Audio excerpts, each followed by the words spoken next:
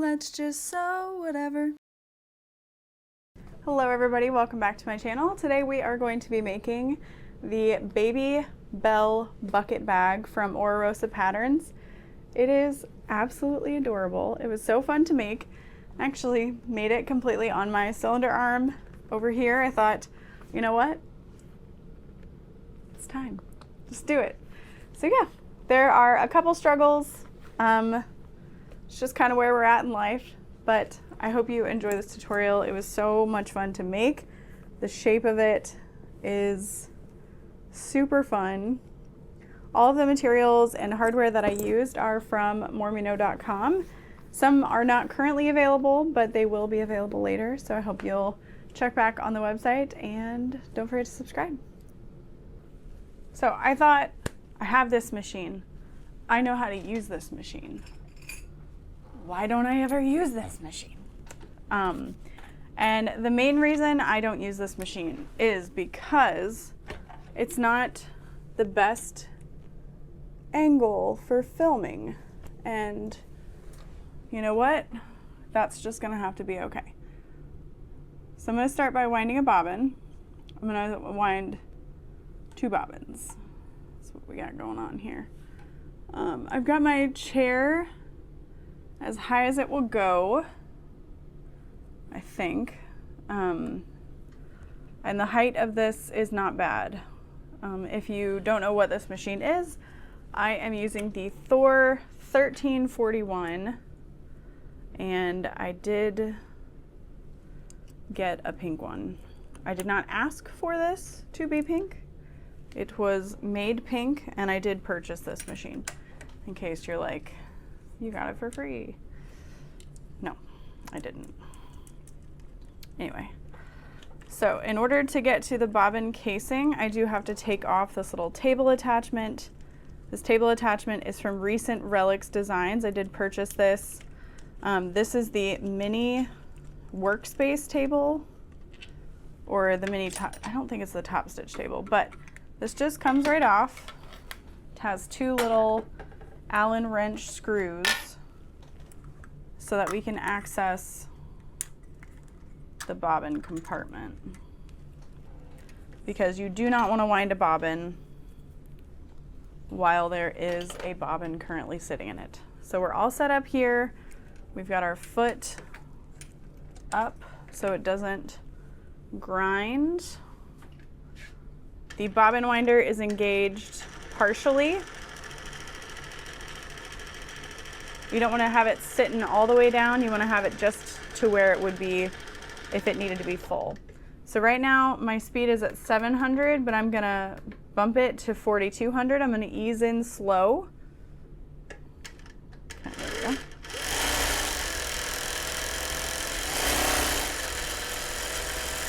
And I'm holding on to the thread until it snaps.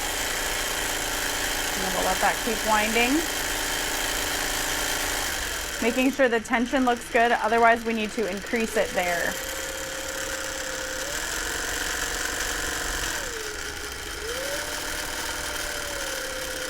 And now the bobbin, I can still see a little bit of the black around the edge, and that's where I'm gonna stop it so that I know that I won't have any bobbin issues later.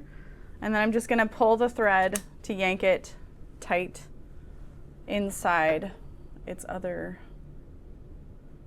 friends. Although I guess it's just one piece of thread, but still.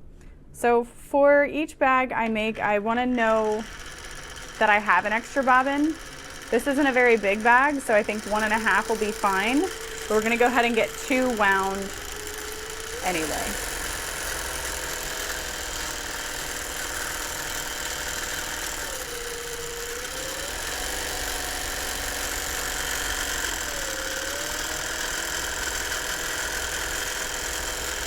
And there is this little thread cutter here. I just don't use it, but it's there for when you're winding bobbins.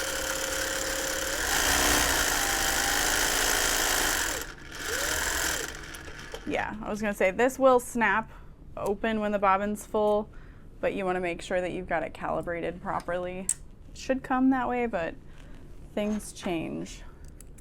So we'll put this in the bobbin casing.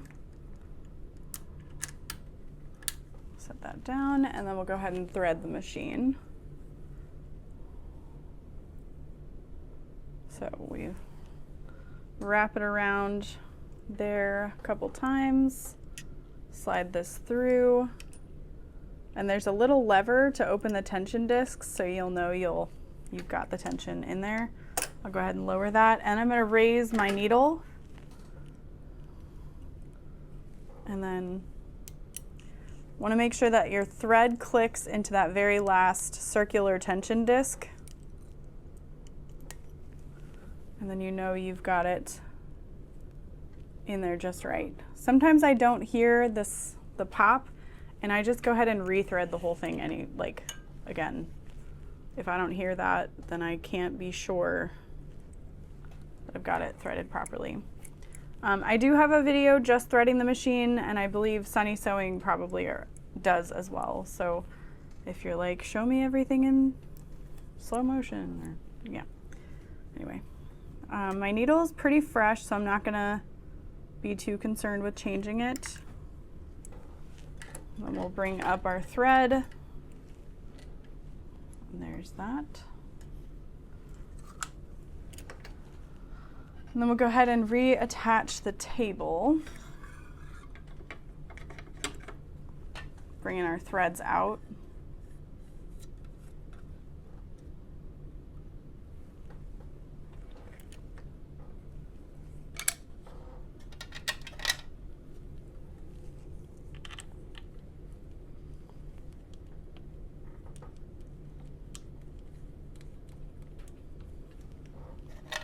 And I'm not going to screw this down so that it's so tight I can't unscrew it by hand. But if you know you're going to be using this machine or this tabletop the entire time with this attached, then you're going to want to make sure you've got that attached, you know? All right, so we're going to start with the pattern now that our machine is all threaded. If you want to test it, you can, but I'm going to start taping my little connectors here. Just a little piece down the center.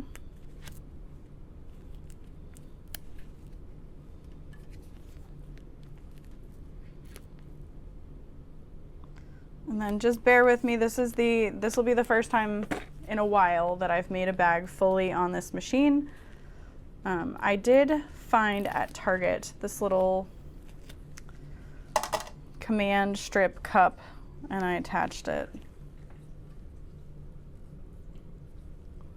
Okay, and then this we're gonna fold in like that.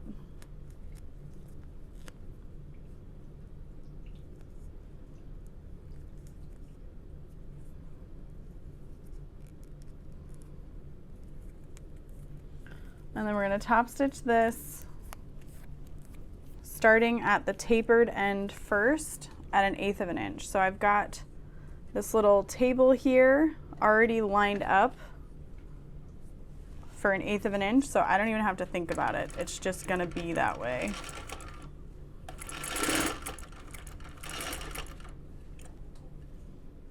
Pivot. Oh gosh, I forgot to put my speed back. So I like to function at about 700 with it. And then I have to remember too that I have an automatic needle positioner on this machine.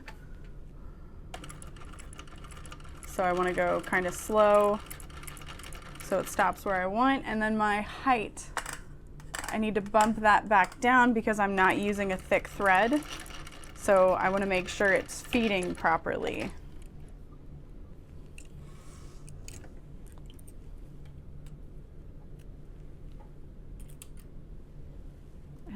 My tension was a little weird, but it was because of that foot height pressure.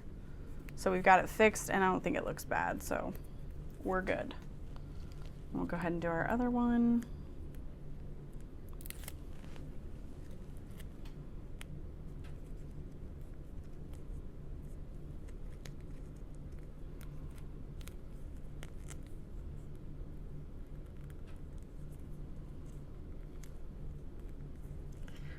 Now, a lot of people have cylinder arms to finish a bag with making the top stitch that much easier, but I just wanted to show that you can make an entire bag on a cylinder arm.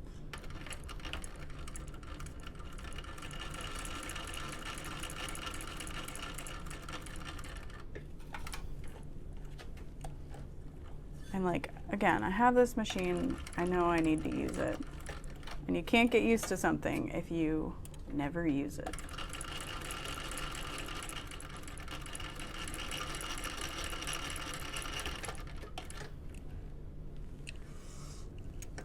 Uh-oh, something looks weird.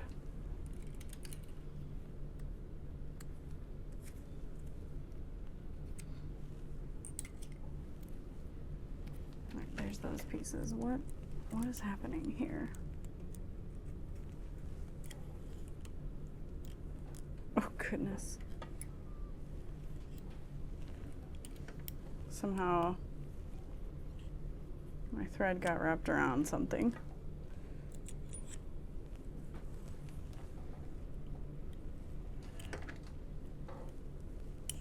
There we go.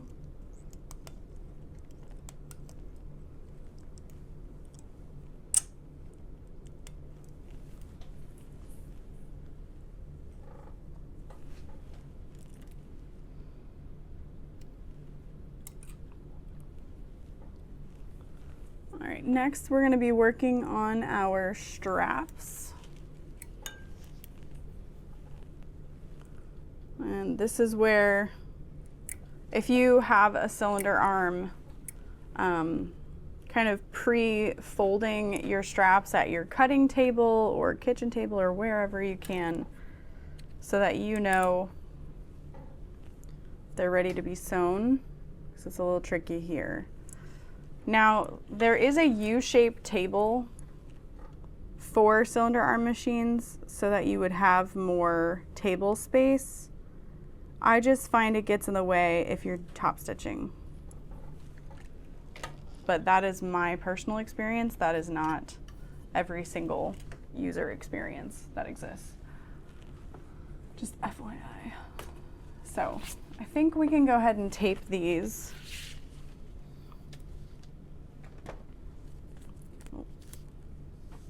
Just use my lap.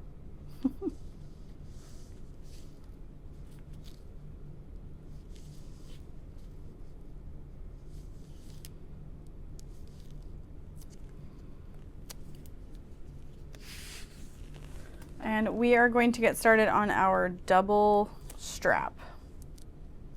So these are two smaller pieces that are going to get top stitched all the way around and then sewn together to create this unique strap.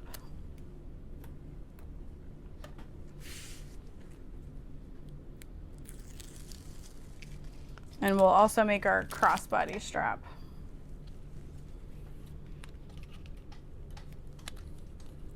I don't want to tape this while it's on my lap, because then it might be a little curved, a little funky.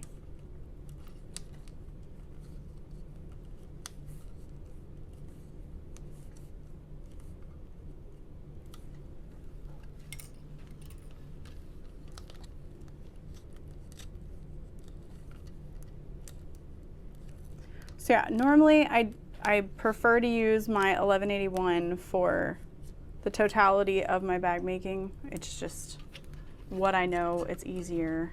But today I feel like I have the bandwidth to use this machine, so it's like, let's do it.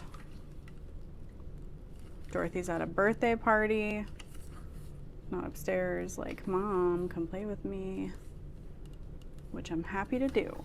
But that means when I finally get to sew, I just want to use what I know, what I'm good at. So, yeah. All right, we've got that taped, and then we're gonna fold it in half again to create this little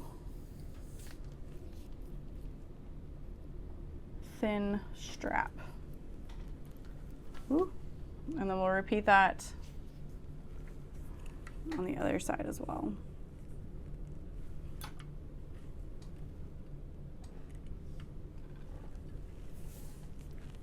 Am I supposed to top stitch this on all 4 sides?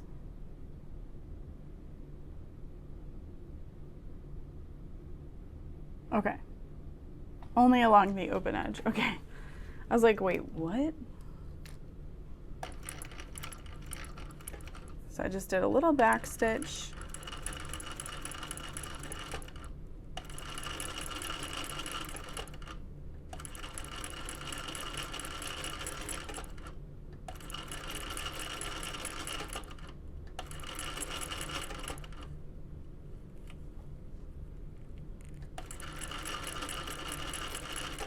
This does have a little swing down edge guide, but I find this actually to be a little more secure because I'm able to push the strap up against the edge of this table, which is nice.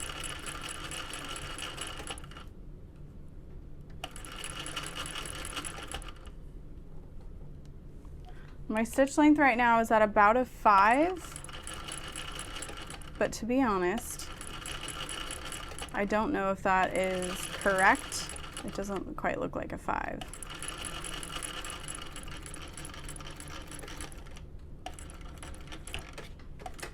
Or I should say it doesn't look like the 5 that I'm used to. Looks a little small. So I think I'm gonna go ahead and increase that stitch length, but I do know how to change it, and that would be to loosen this screw and turn the knob without changing the tension or the stitch length. I've had to fix it in the classroom before. But I can also just kind of adapt and know that it's a little different. And that's okay.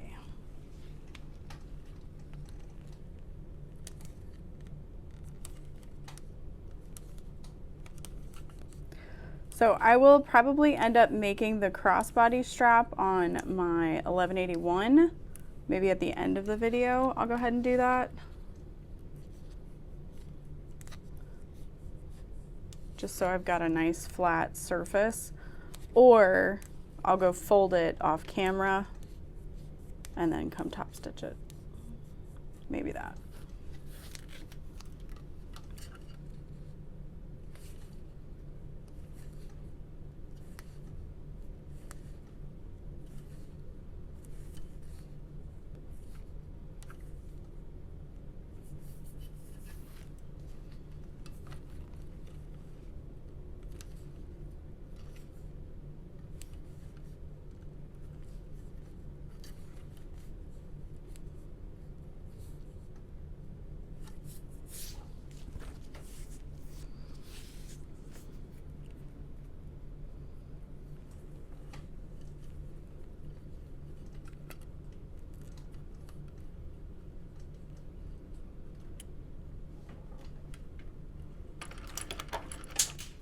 Goodbye.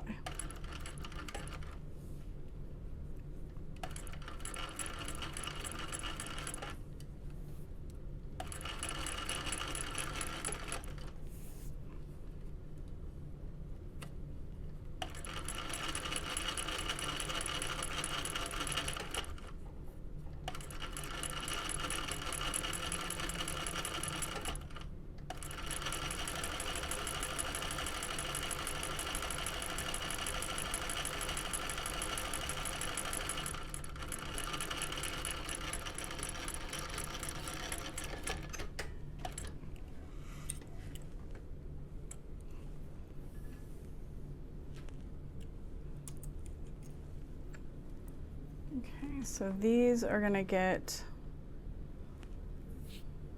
kind of sewn together on the end, and then we'll add a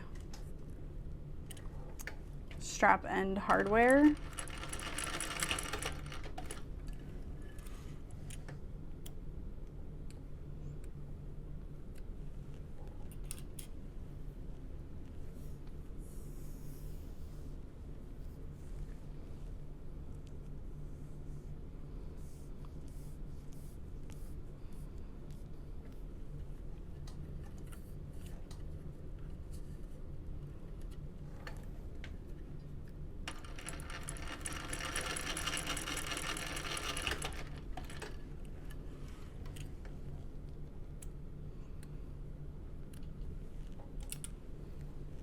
Okay. So there's that, and like I said, we'll do the crossbody strap a little later. So now we can move on. And again, you'd add your hardware. Oh, I need 2 more than I have, because I'm adding like both straps, but we can move on to our exterior.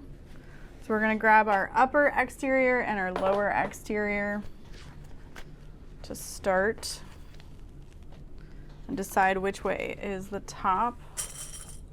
We'll get our clips.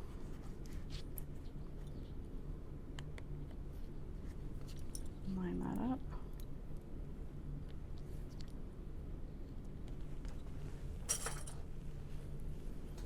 And then we're gonna sew at a 3/8 inch. So we can't have this where it is. We'll have to loosen that just a little bit, but we can just slide this over to our 3/8 inch etched mark, which would be the 3rd line. Tighten that down.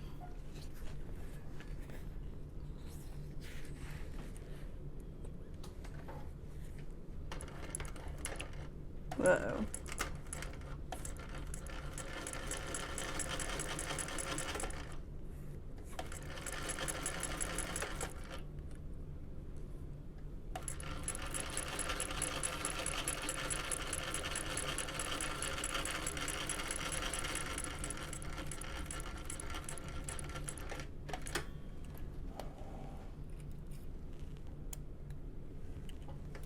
All right, there's that. And then we'll flip this up and top stitch through the accent.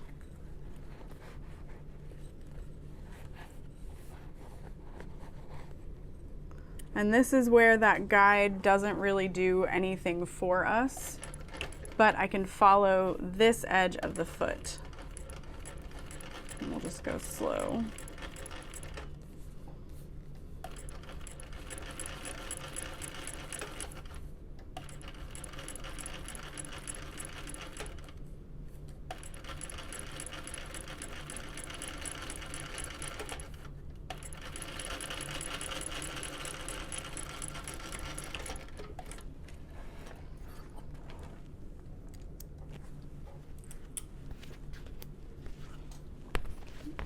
That.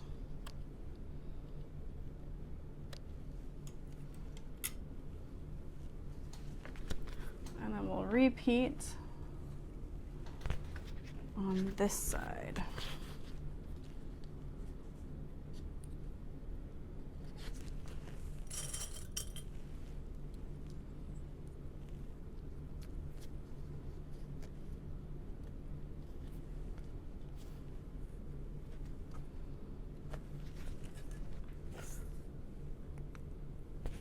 I've got my 3/8 lined up.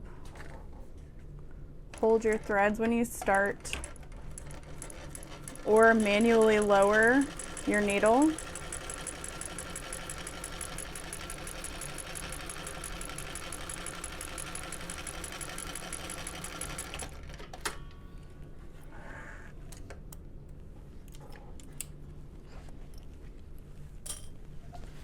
I'll press that up.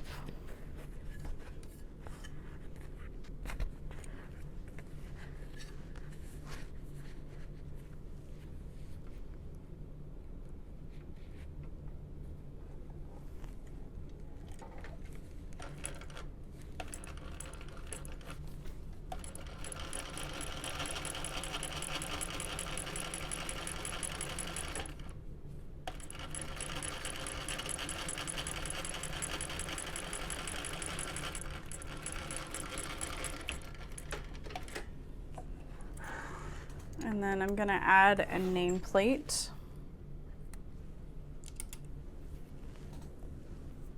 We're not adding a flap, so we don't need to worry about that. But I am gonna mark my center.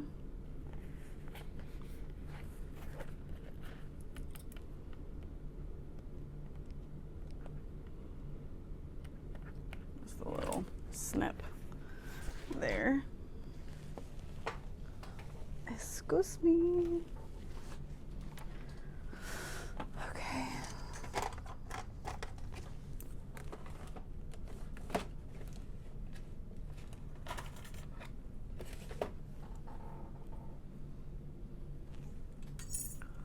And again, I have like everything set up perfectly at my other machine, so it's just gonna take a little getting used to.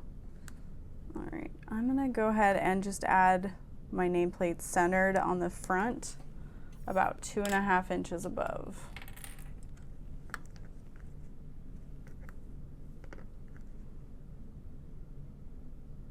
I'm using antique gold hardware with this combination of fabrics, but I'm actually thinking rose gold would have been gorgeous as well.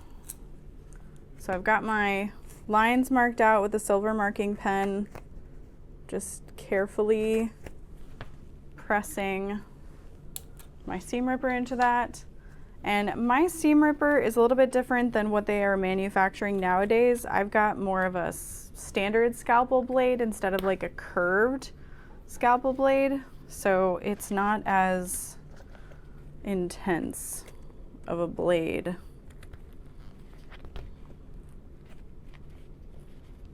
So be careful if you've got a newer one with a very curved blade.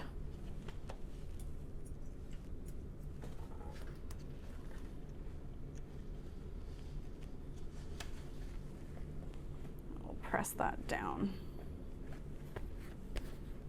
Nice. Okay, that is added. We're not adding a flap, so we're good to go there. So now we're just gonna put right sides together. And we're gonna sew this at a 3/8 inch seam allowance, making sure we've got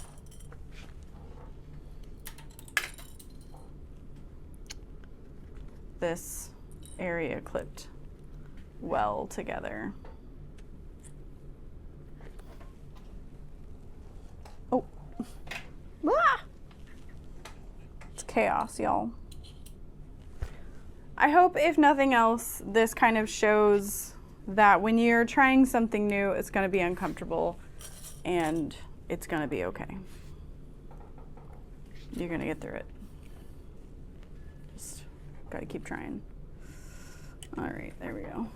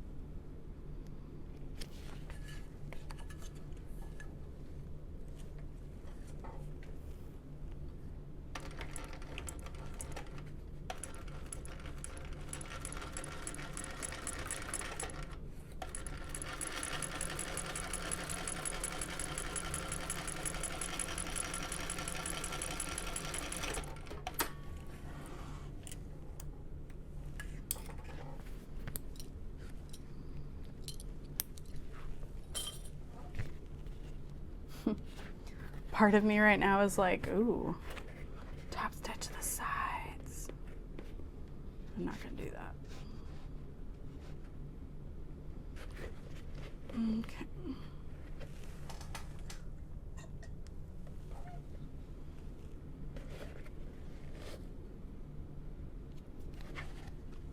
Shoo.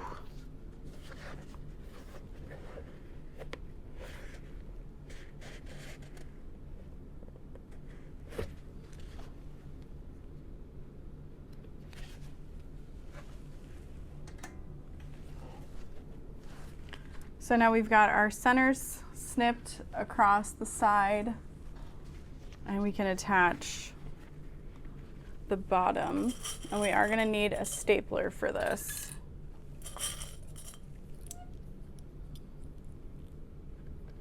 So I'll first line up those main points. And I'm just realizing I did not add the woven interfacing over the Peltex. I think it'll be fine, but it's a little like, dang it. Dang it, Lauren.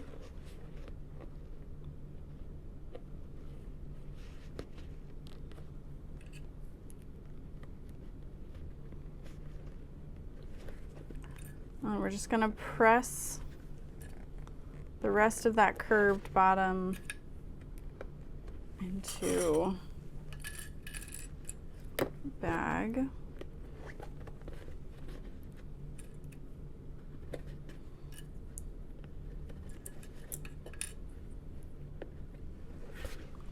And then we are going to staple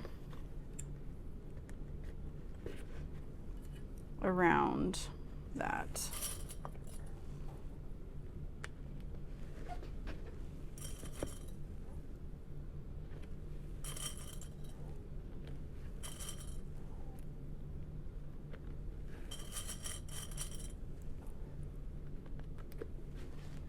All right.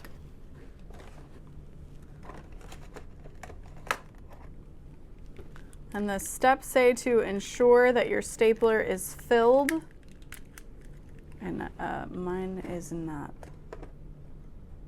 Oh, where are my staples? Oh, where are my staples?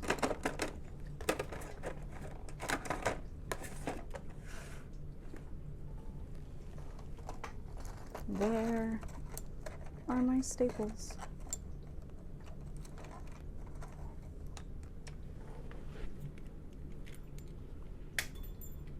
There went my staples.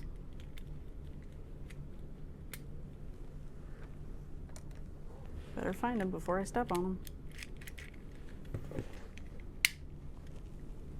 Okay, well.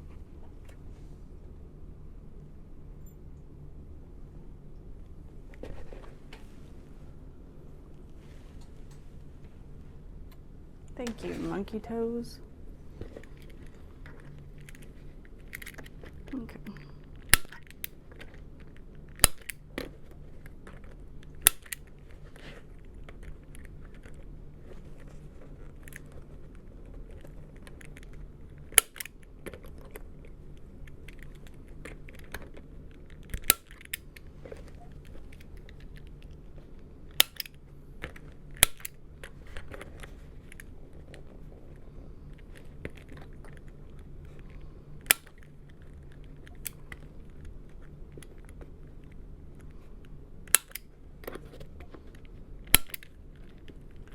And stapling just means you're not going to have to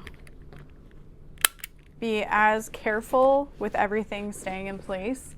And if you staple far enough away from your seam allowance, you can just cut them away afterwards. Okay, so I gotta get my clips over the edge. We're at our 3/8 inch back stitching.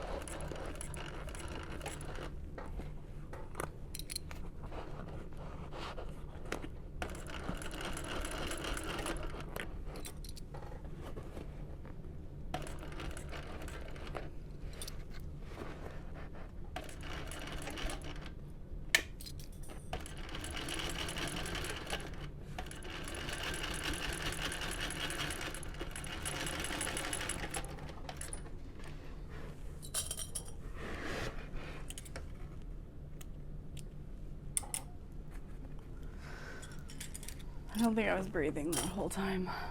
All right, and now we're gonna cut this away. Do not cut the staples. Just cut them away.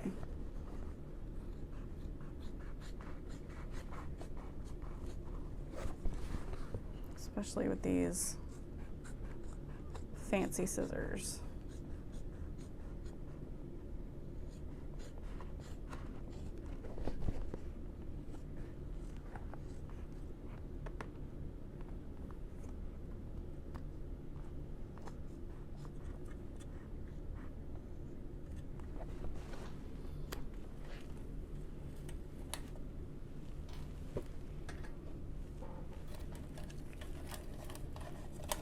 All right.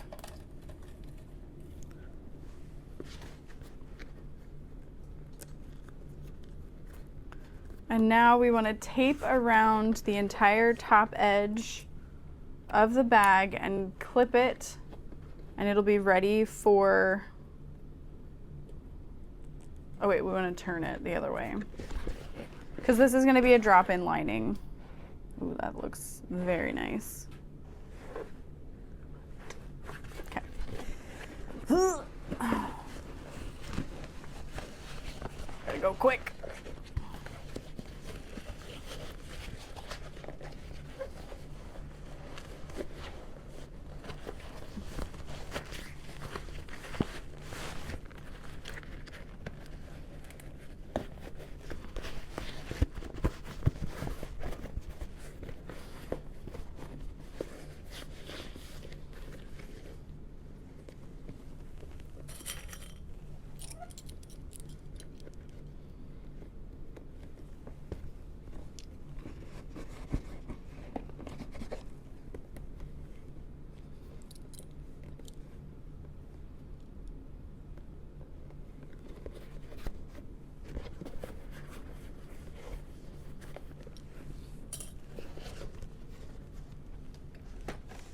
Grab some 1/4 inch DST.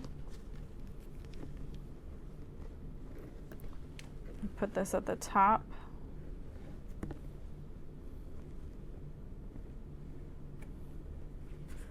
And there are no lines given because what you're gonna do is just fold it down to wrap around the interfacing.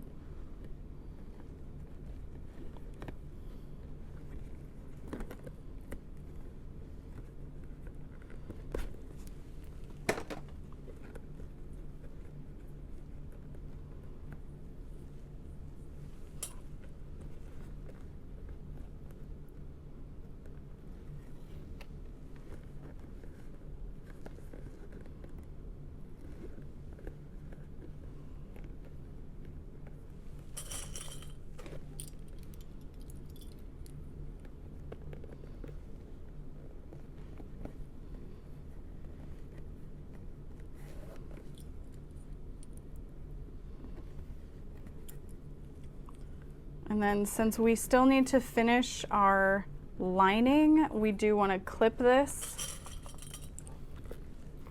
while we're waiting, or while it's waiting, I guess.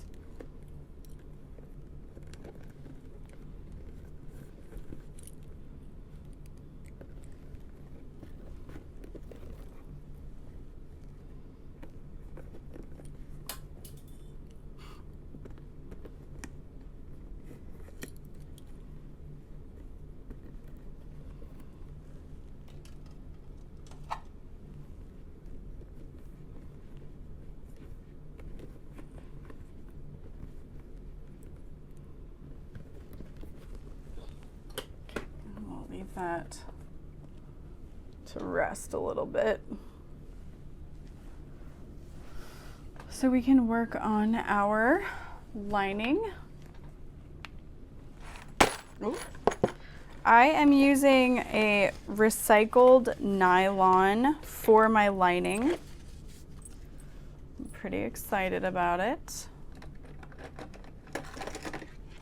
I use my older Kais to cut my zipper tape. We need a total of 3 zippers. One is our zipper panel, and the other two are the zippered pockets for the lining.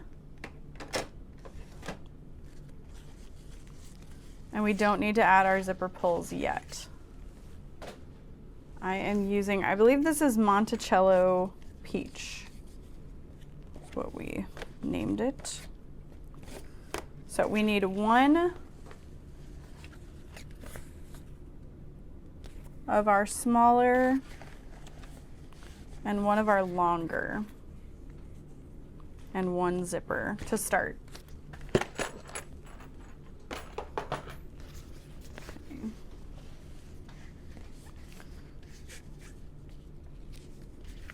So zipper pocket lining, right side up. Yes. Center and clip one of the zipper edges, overhang by 1/2 inch on each side. Baste it at 1/8. Okay.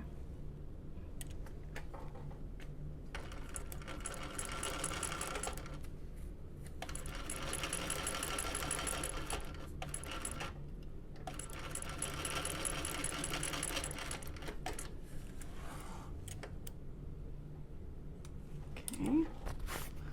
And then we're going to place this right sides together. And this will be our full 3/8, but I'll go ahead and flip this over. It'll just be a little bit easier. Can I see? Ugh. Wrong way.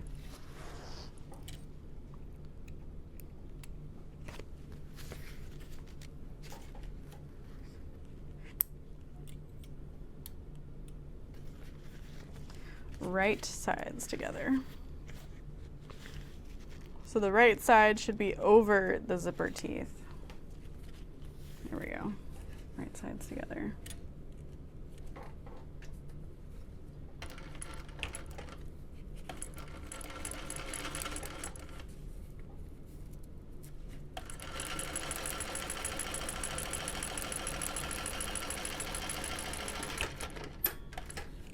And this machine is not equipped to handle thin materials, so that is why I chose to use this recycled nylon. It's not necessarily thick, but it is thicker than your standard cotton would be.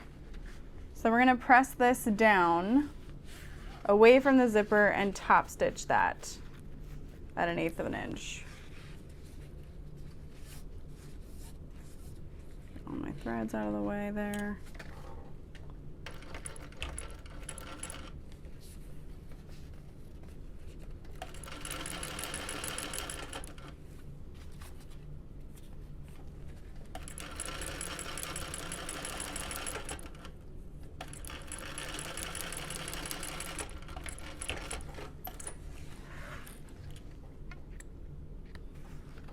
Okay, and there's that. Finished. And we want to bring up the zippered pocket lining to the top of our zipper.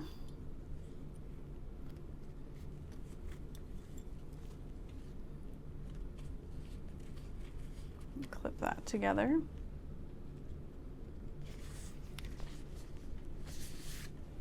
And baste that on. And now we're going to retrieve our main lining, which is that longest piece.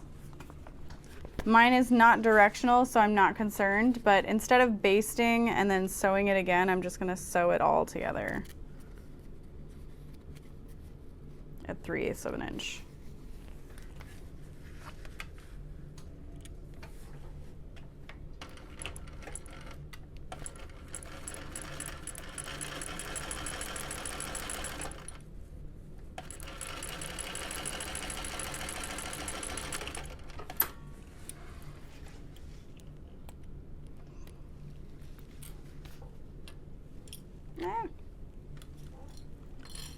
Alrighty. Press that up and away.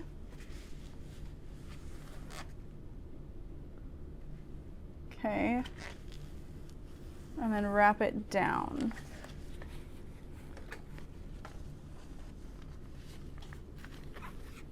To create this cute little folded edge.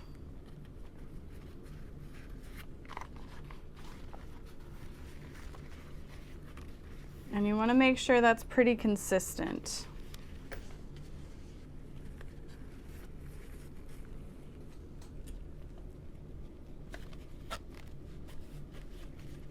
Double top stitch the clipped edge, top stitch at 1/8 of an inch from both the folded edge and the zipper tape. So you can start either way. I'll go ahead and start up against the zipper.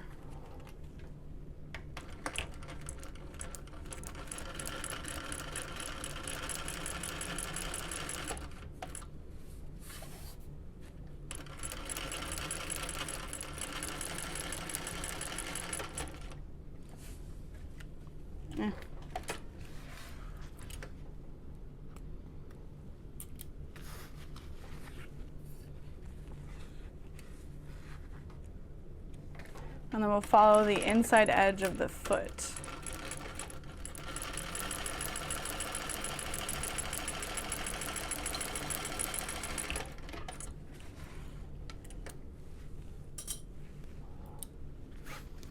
Okay. All right, so now we can add our zipper, right? Okay, so the sides of the zipper pocket lining. And then add the zipper, okay.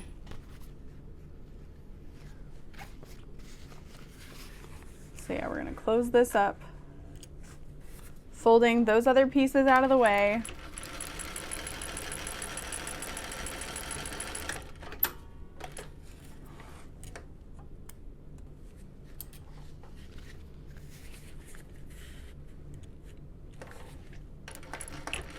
And then I am stopping just at where the seam starts. So you don't want to go up into that or you'll ruin it. And I need to sew this one more time because I didn't quite catch it.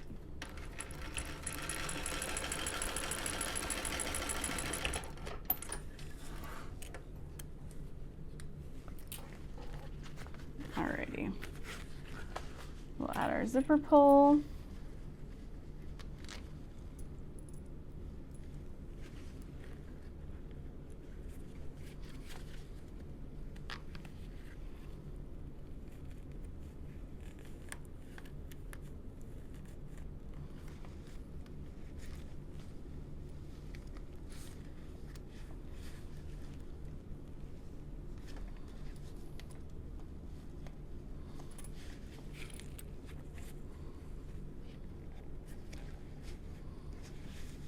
Which is not as effortless for me as I would like it to be.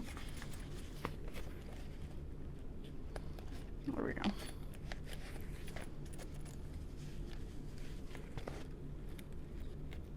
Yeah.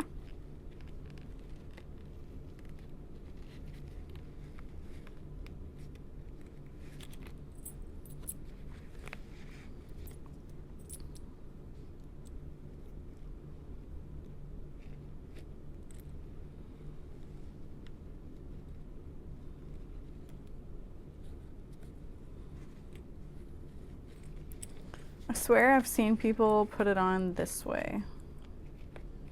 And I was like, wait, how did you do that?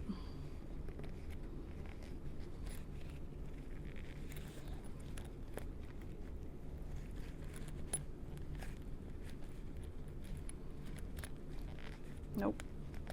Yeah, did I? Did I do it? Hey, did I do it? I did it. Cool. All right. Achievement unlocked. All right. Now we're gonna fold and press the main lining so that it creates the slip pocket behind and press it to the same height as the side panels of the main lining.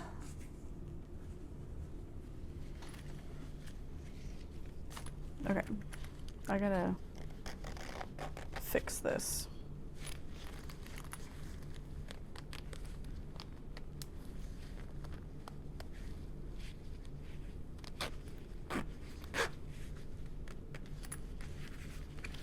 Okay, so I'm going to start with one side first. I'm going to line up the bottom, clip that together.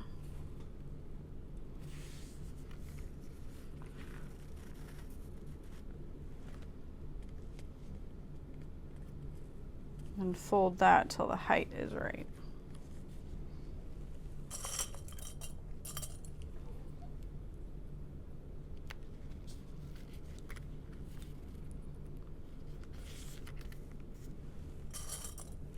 Doke.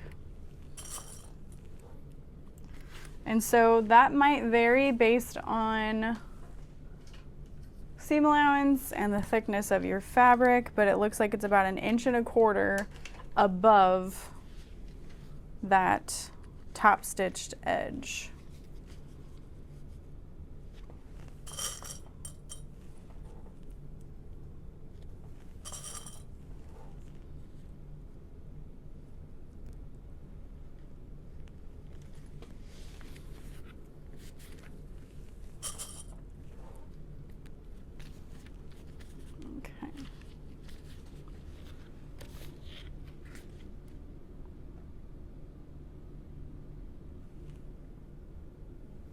Okay, so then we'll sew that at 3/8 of an inch, and then you can trim away some things and then top stitch it.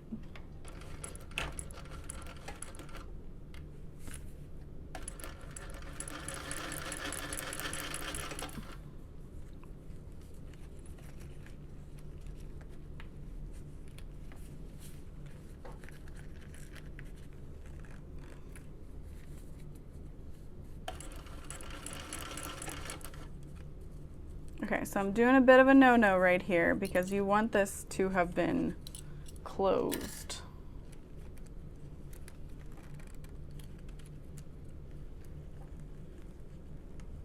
But it's okay. I'm gonna hold it together as I'm sewing across it. There we go.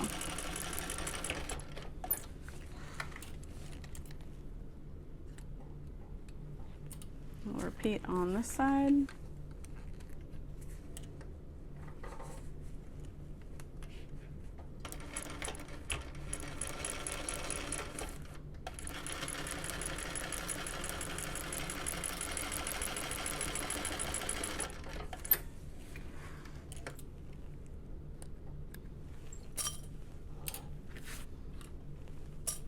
So yeah, you can trim away some of your pocket lining, etc. if you want. A lot of that is for smoothness and bulk reduction, but I worry about longevity. So I'm just going to top stitch it.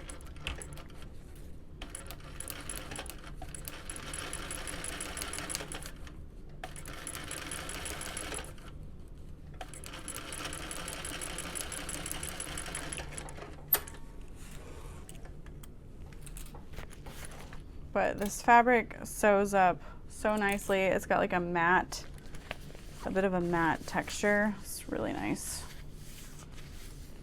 Okay, so my edges over here are a little uneven because of that zipper situation, but we can trim it down and it's not going to be the end of the world.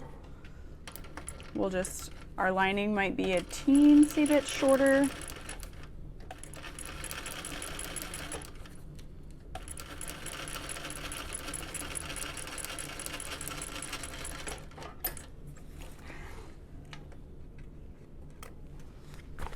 And then we don't want all this thread here, so I'm going to trim it off.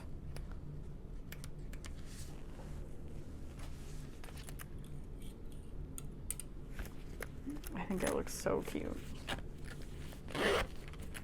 Open that up. Got a nice pocket. We'll seal that. All right, and then we're going to repeat that with the other side.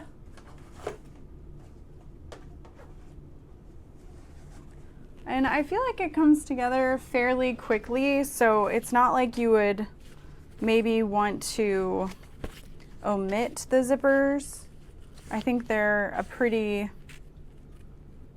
unique step for the pattern. And you can use double-sided tape if you want to put all this together, and instead of basting this time, I'm just gonna put it all together.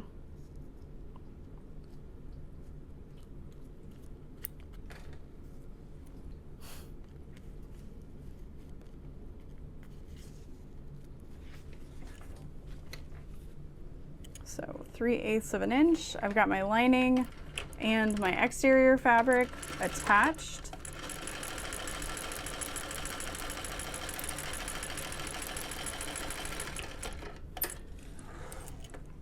We're going to open that and top stitch it,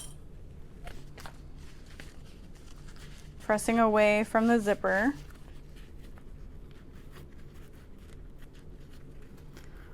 I like to press one side first and then press the other side, and I feel like then I'm not fighting both sides to be flat at the same time. I've got one and then I can do the other. And just pull away. The shorter piece is your exterior, so just make sure you've got pieces in the right way. You should see that exterior piece and your zipper teeth. Fold up that lining to match. And we'll clip that, and then we'll grab the other piece.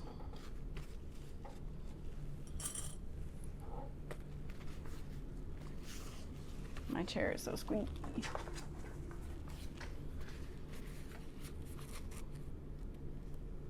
Lining up our exteriors to match.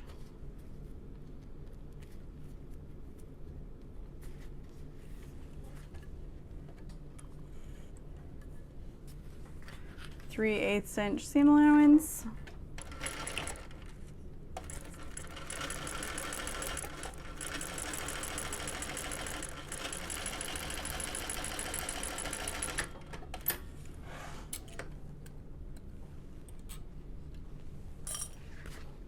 All right, and then before,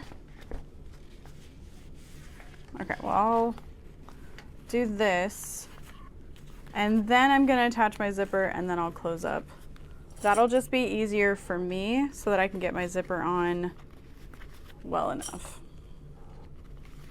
But do not forget to close up that zippered pocket. That would be not great. So I'm going to top stitch next to my zipper first, because that will be that 3/8 inch seam allowance that's already laid out on my little table here.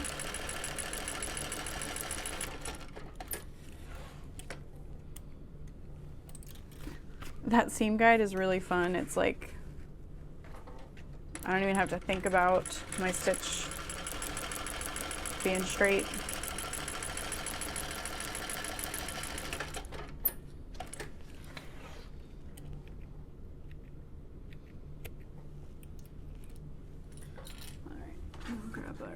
Zipper pull.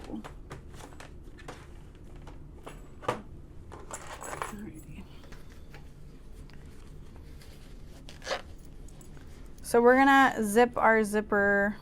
Well, no, we don't have to. We'll just put it on the one time.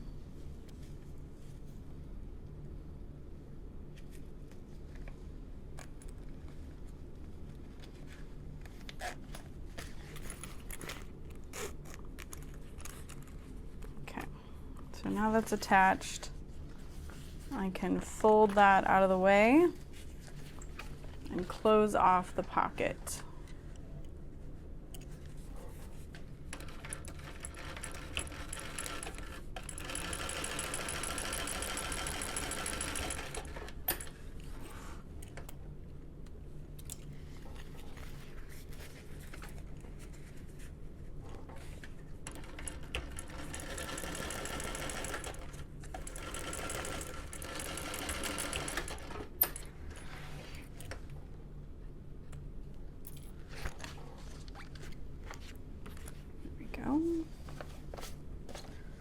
And then we know we want about 1.5 inches or 1.25 inches above.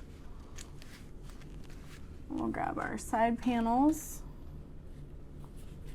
right sides together.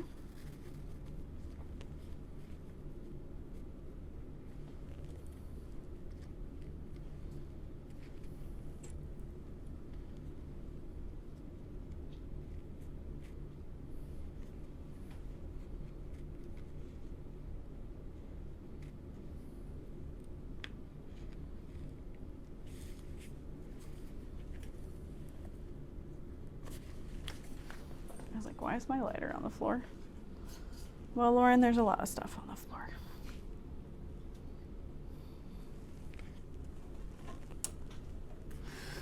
Alrighty.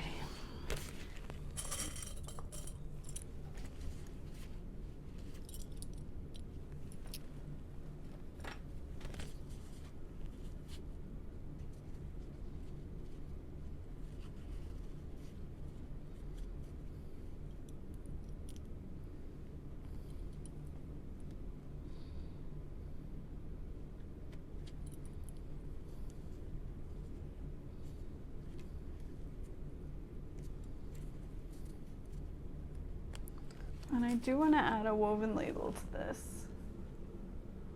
I think I'm going to put "Aren't you glad I made you this?"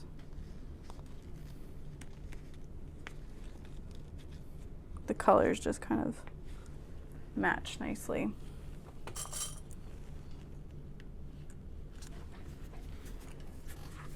All right, 3/8 of an inch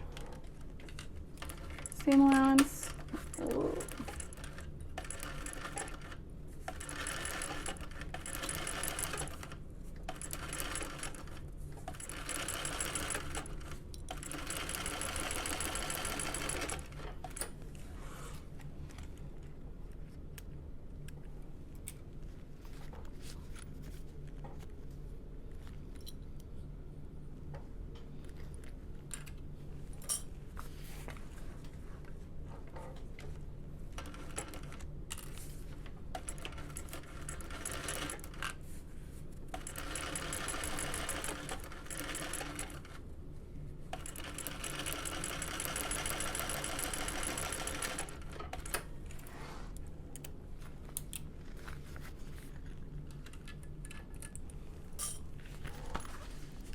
We will open that up and top stitch.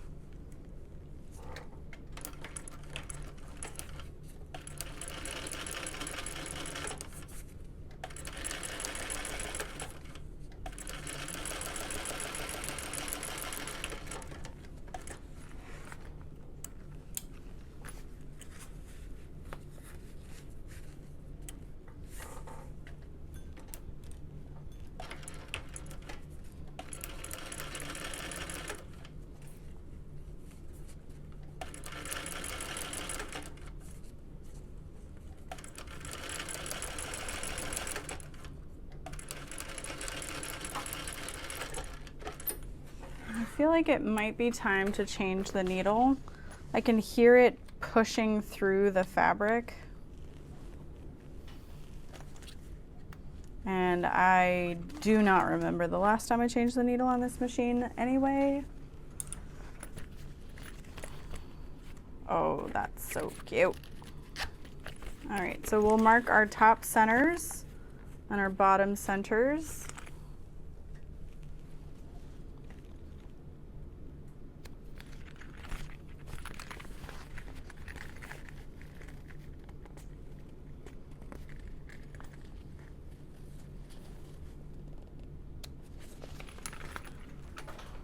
I'm kind of obsessed with the weight of these scissors. These are the 7150. I think it's the Professional Series Kai's. That's a nice pair of scissors. Holy cow.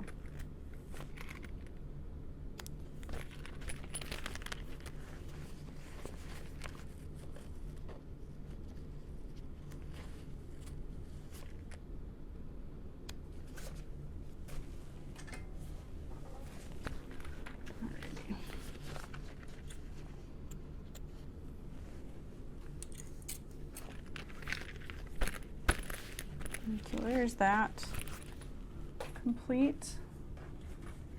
We're running out of pieces. We've got our bottom, our zipper panel, our upper. So we'll start with zipper panel pieces.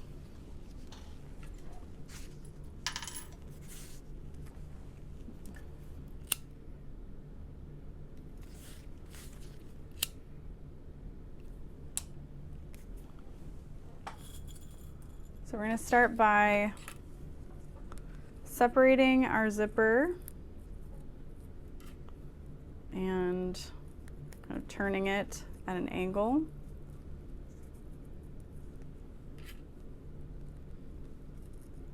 And I'm using hair clips to hold that in place so that I can take my lighter and melt the edges together.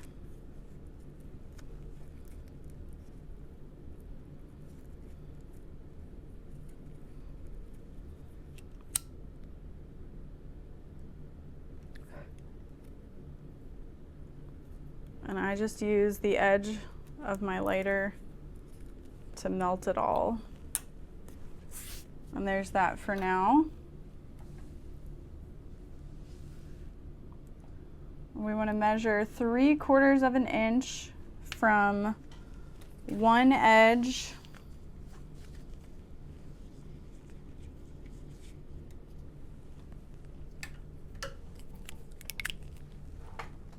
on the zipper panel.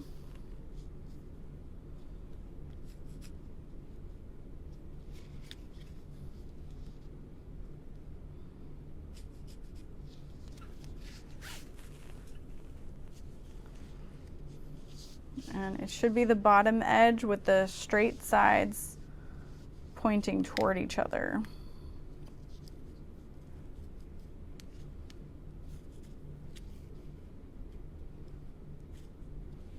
Okay.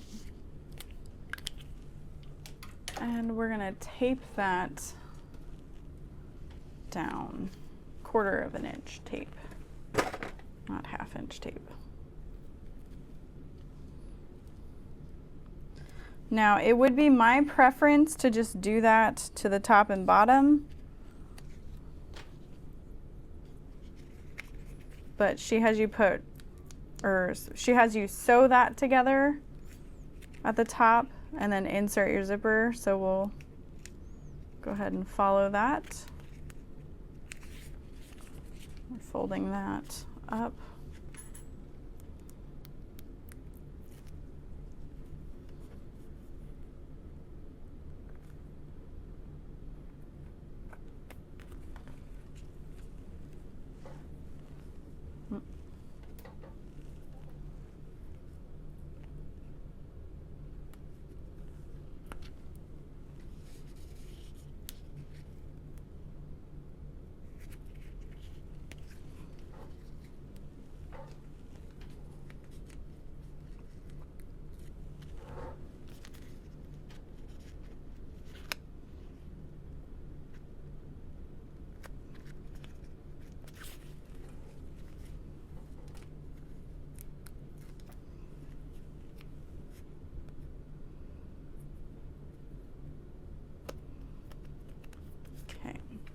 I took a little break to charge my phone and I folded my strap during that time. So we're gonna go back to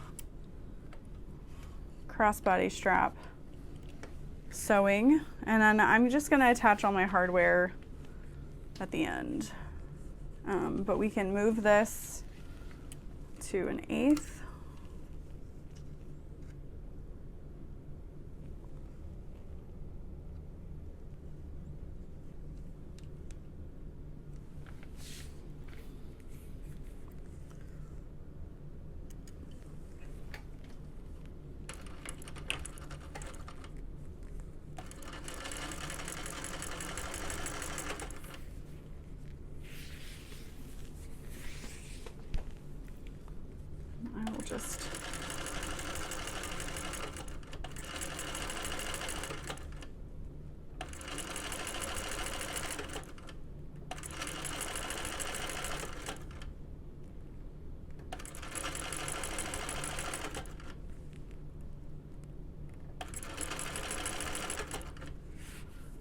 The full-size table for this machine from Barbara Craig has these little bars that can go on either side specifically for top stitching your straps.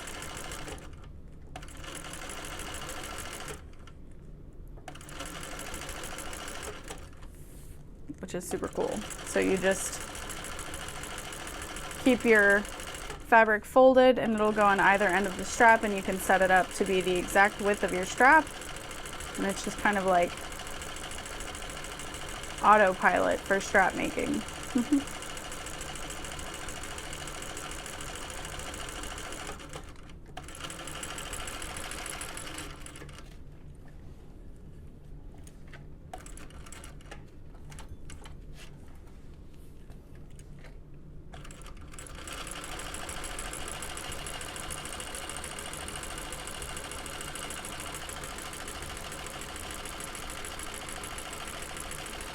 And this would be a good time we could increase the speed of the machine, but I'm feeling all right with it. My stitch length still looks a little small.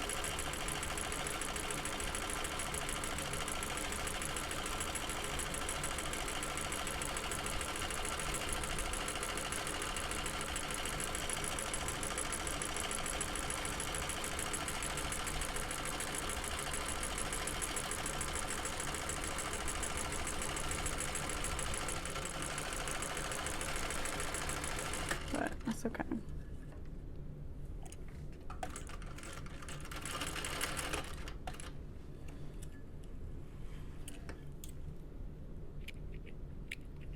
But there's our strap completed. Stitches look good.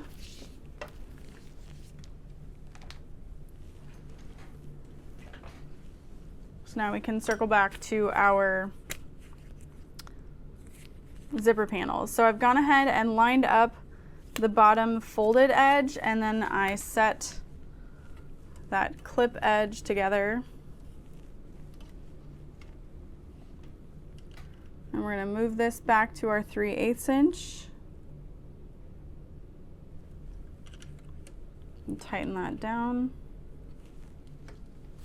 And we're going to sew across the top edge 3/8.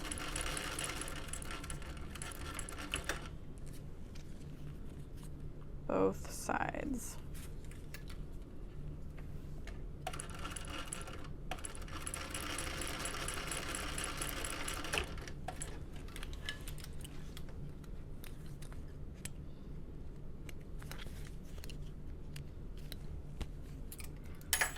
Ah!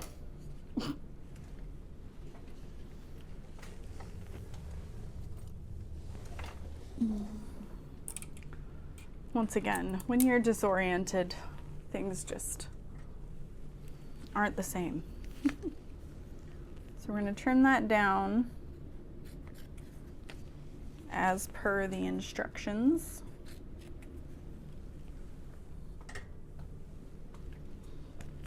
And then we're going to take opposite sides of our zipper tape. So tear it apart. We can unclip. You want the teeth of the zipper tape touching the exterior fabric. So we're just going to line that up. And that seam, you could tape it down if you wanted.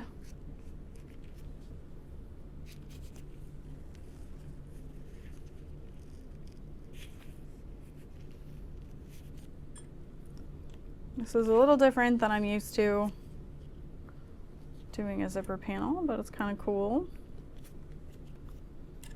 Clip all that together. So again, this is the edge we're about to sew, and this is the edge of our zipper tape, and then our teeth are pointing out. You don't want them to be inside that seam, otherwise you'd be sewing through it. So we'll repeat this on the other side. I can see the right side of my exterior and I can see the wrong side of my zipper tape. So the teeth are touching the right side of the exterior. And that is correct. We're going to clip that together up there and then line up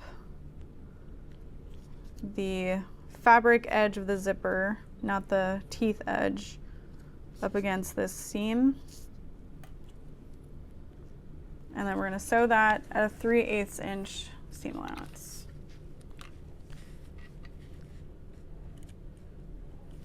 All the way down.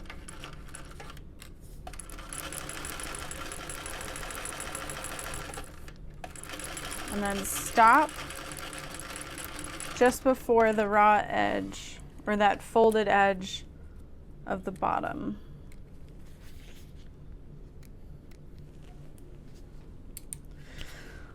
And we'll repeat. And then we'll do it again. This time we're going the opposite direction, so we want to start just a little ways in from that folded edge. Dang, okay. So what I just did was I wasn't holding my threads. So I've created a little thread jam. And that's okay. So what I want to do is I'll just wiggle until it comes out. And you might feel like you're about to break it, but as long as it's not too bad of a jam, you will be fine. So, there we go. We good?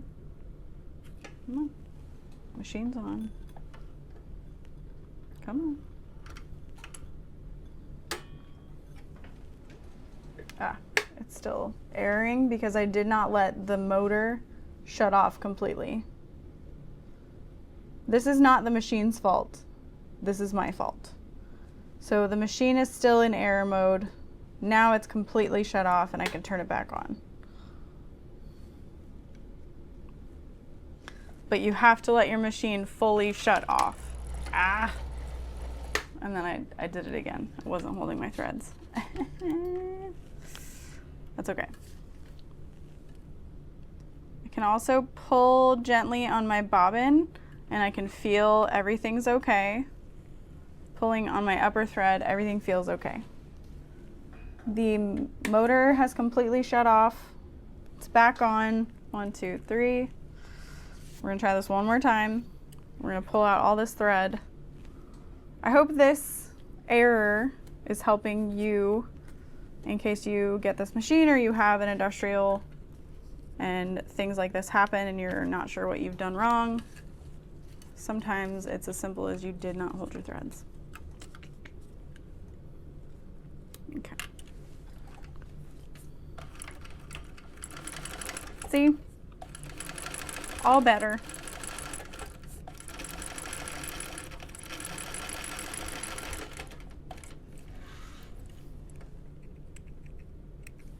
Stitches look great still, so all clear. I just wasn't holding my threads.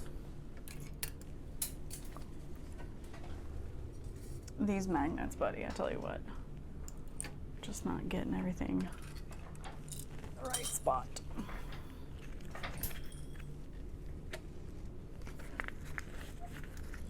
Alrighty.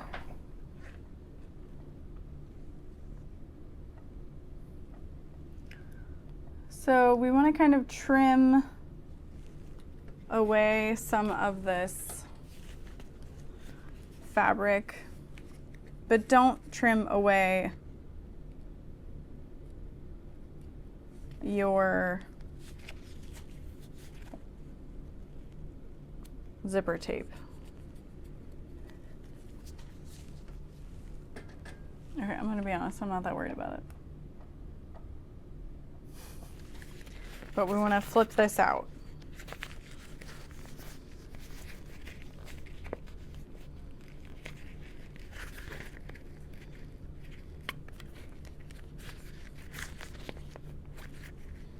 All right, I can see a little bit too much of my stitch length from the other side, so I'm gonna just tighten my tension a teensy bit.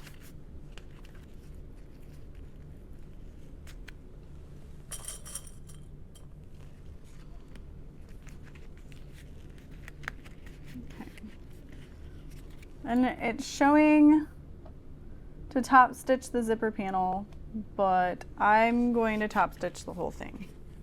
I don't want any layers shifting, so I'm going to start over here and come around.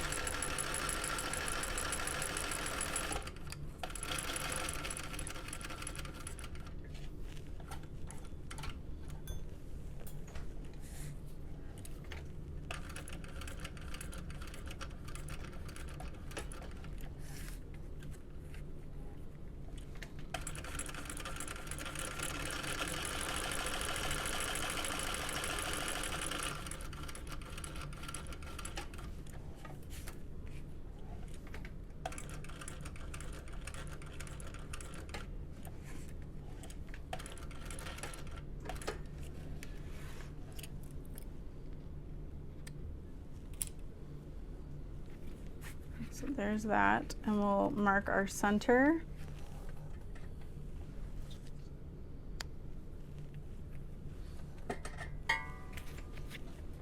We're going to repeat that on the other side.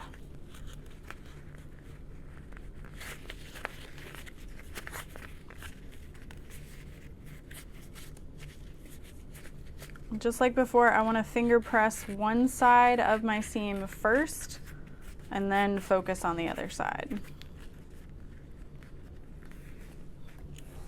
And then when you start to top stitch your zipper panel, please make sure you start where the seam allowance is going to be. So right here I'm starting on the folded edge, but it's up against the raw edge. I'm not doing it quite the same as I did last time.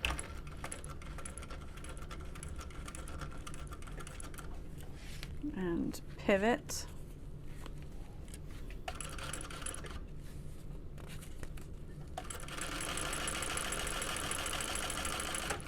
And now I can pull on my lining fabric as I go. Coming up to the raw edge, or the unsewn edge.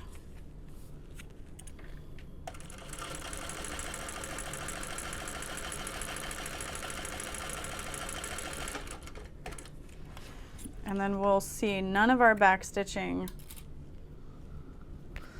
in that seam. So we'll go ahead and snip our center.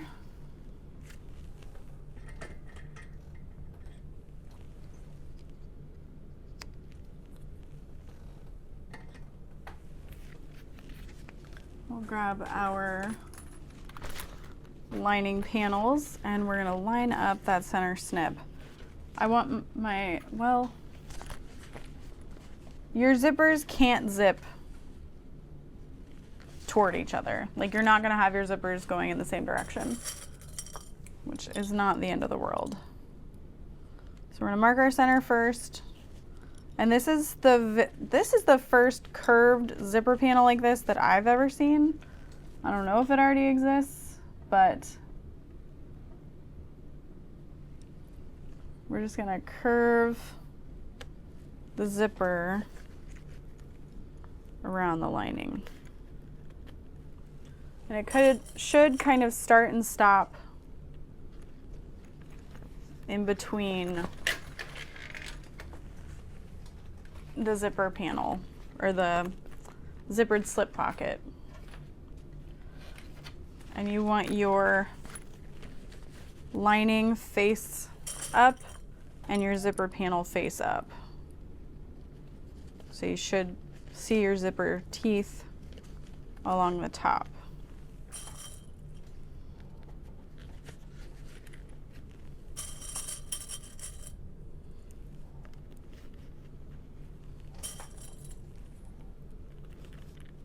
Okay.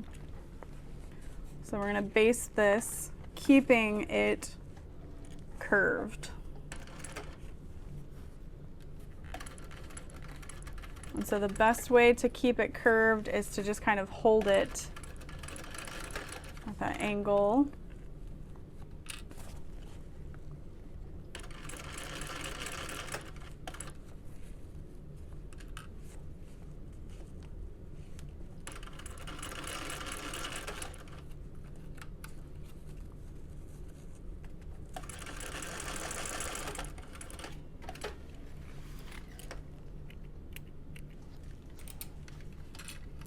So now we have that one attached.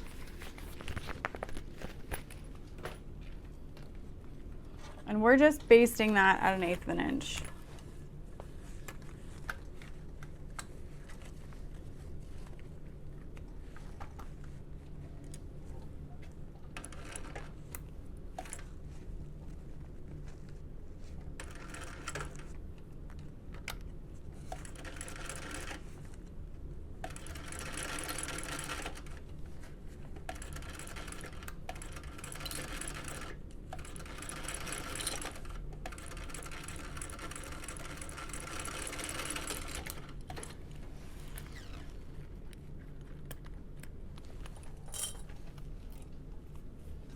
All right, and then we're gonna clip the top of the lining on.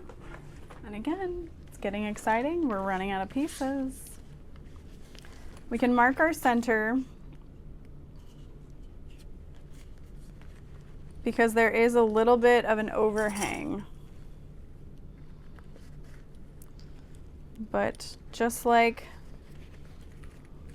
before, we want to match that curve.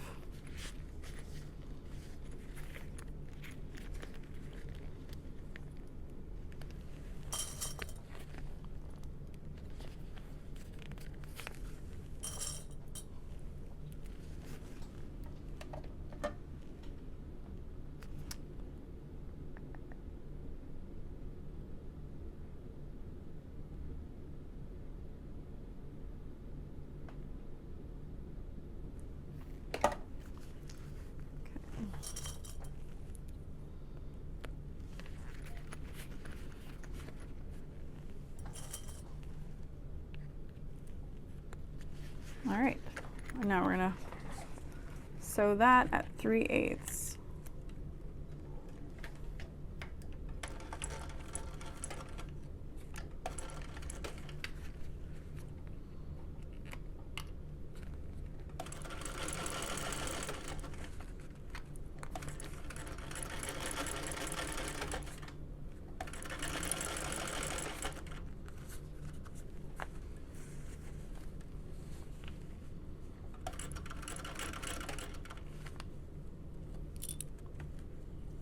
And then do your best to match that curve.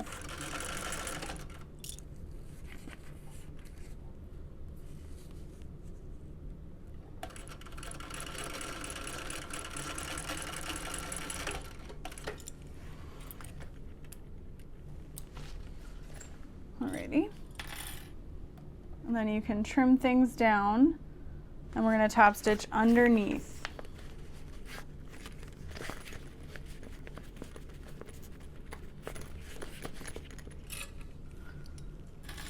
And then keep in mind, this is curved. You've created a convex shape. Well, I guess it depends on which way you look at it. So I'm gonna hold it like this.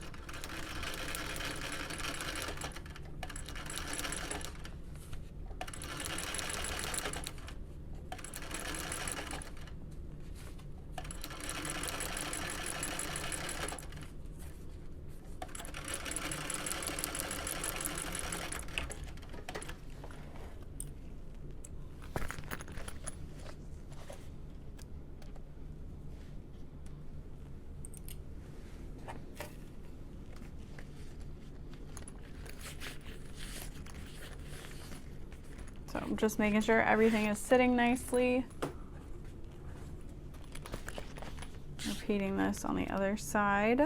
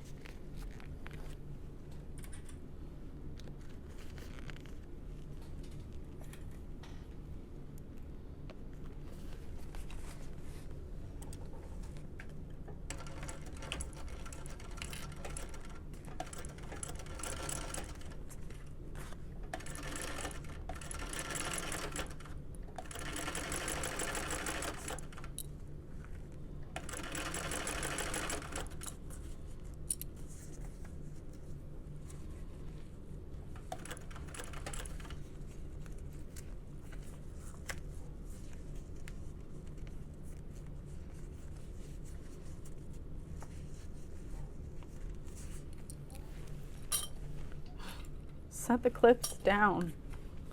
Okay, I'm gonna reclip this. This.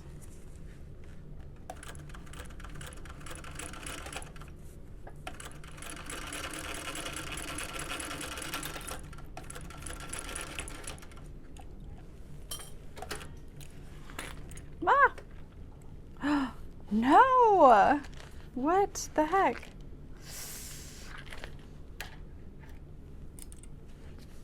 All right, so I'm gonna be very honest with you. I had my leg raising the foot like that entire time.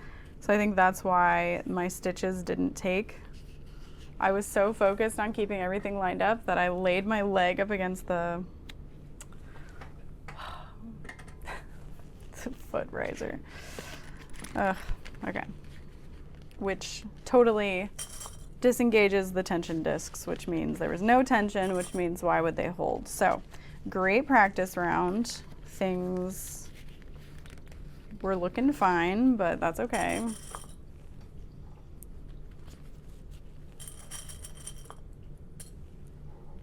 It's all about learning, right?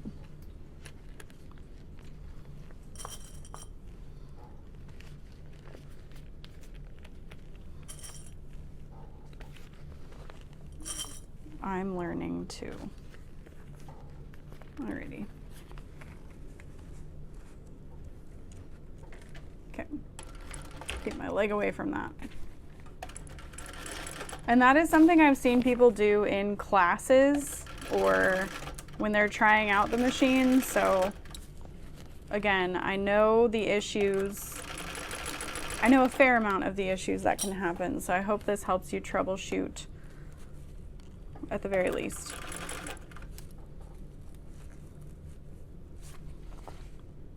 Oh no.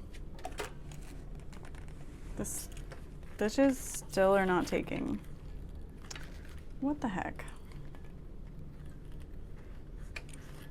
What have I done?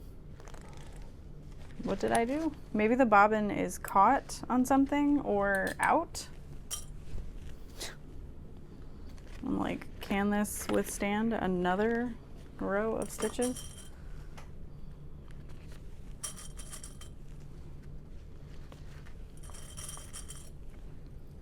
So I know this is my bobbin because my top thread moved, my bobbin has not.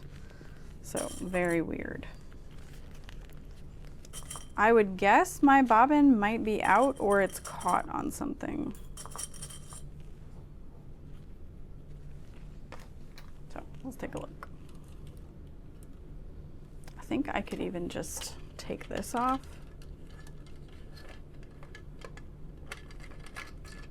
Loosen that pretty far to get underneath here.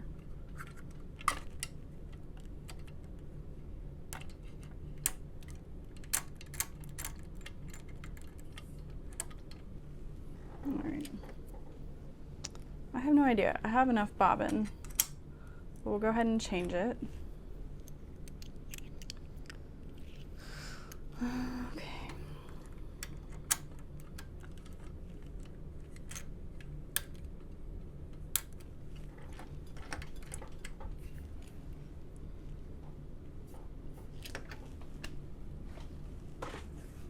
I'll go ahead and like do some basting stitches on the bottom panel or something. Let's see what's going on.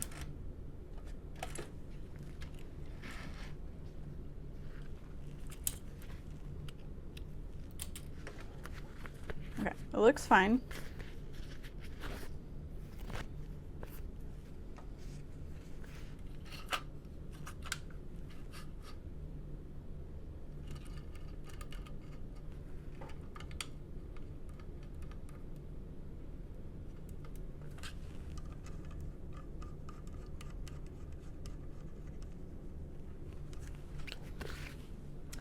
Moving on, trying it again. Maybe I'll hold my threads better.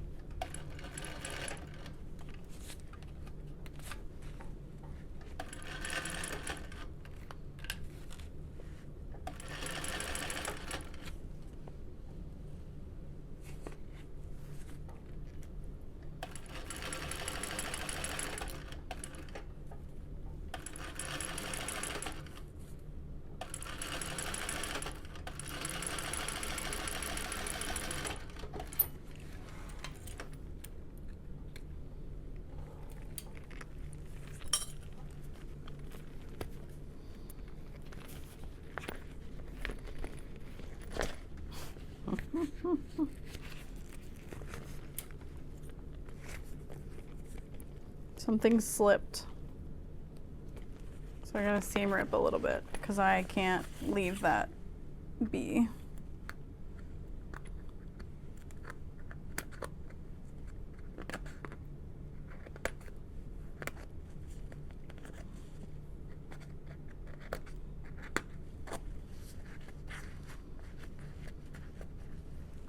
So I just seamed rip a little portion of the bag because we had some slippage just right here. So I'll sew this from the other direction now. Just make sure I'm catching all of that.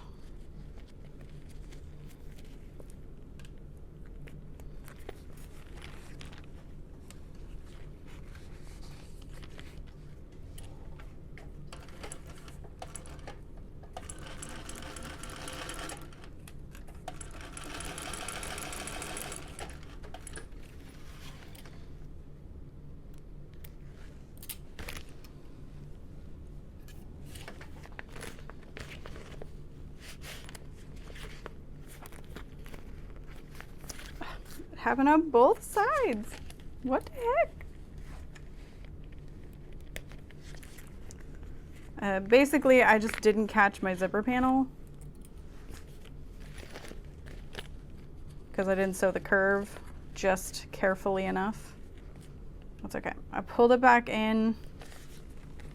I'm going over that, and luckily we will be top stitching that seam,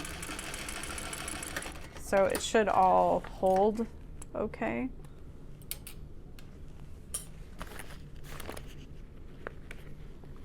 There we go. Now we've got it caught. Looks fine. Does it look great? No, it looks fine, which is a bummer. I was hoping this would look great. All right.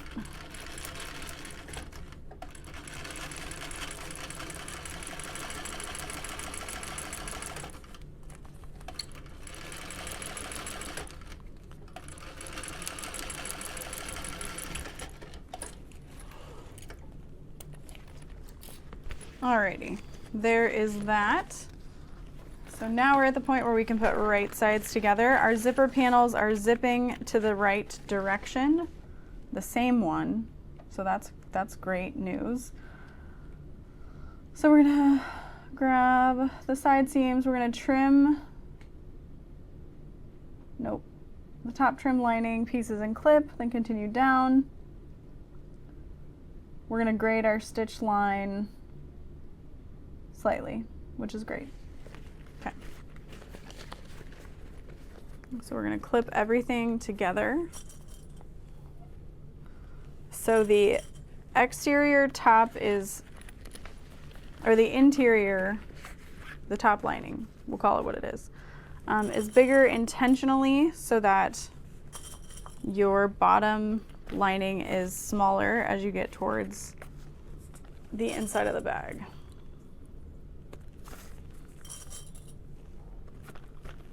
So we're clipping everything together.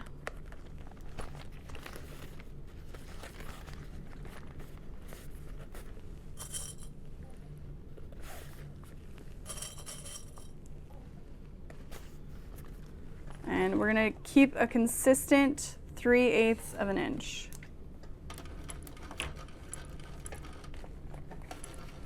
So since I'm starting in the bottom,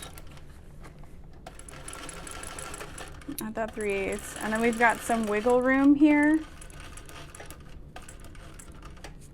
to kind of switch out the exterior. And I bet if you preferred to kind of cut that at an angle, you could do that as well.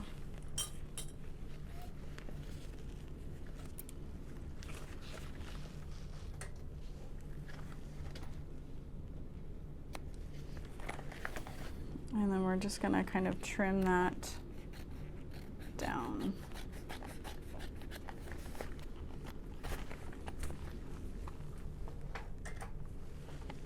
Okay. We're gonna start at 3/8.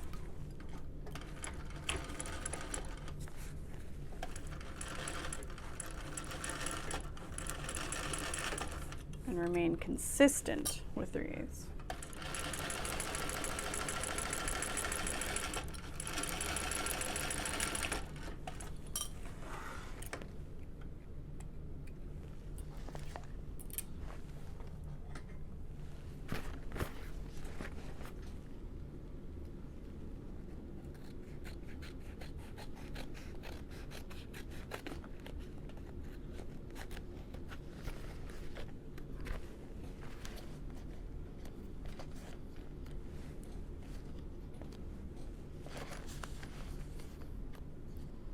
Take some time to trim all my little extra threads here, give it a little haircut.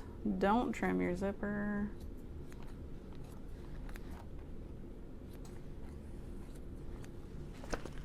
All right, and then we'll grab our bottom lining.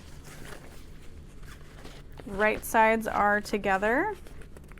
I had already marked out the centers of my bottom lining when I cut out the bag, and then I recently cut the bottom interior.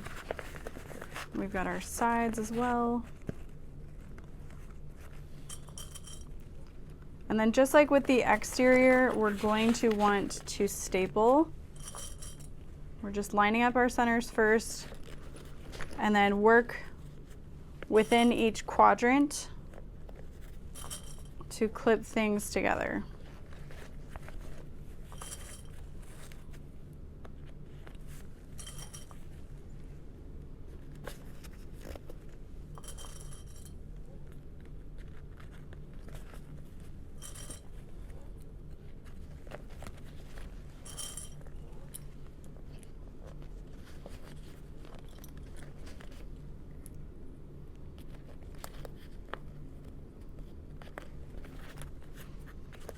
We don't need to make any snips to make things fit because they are designed to fit this way.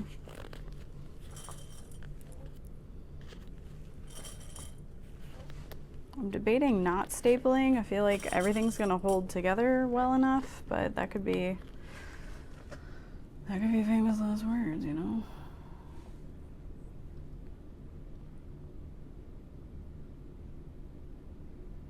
Yep, 3/8 and then trim it down.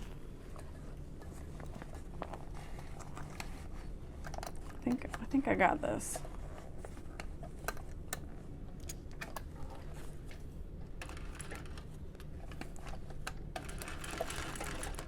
You could also baste at like 1/8 of an inch around.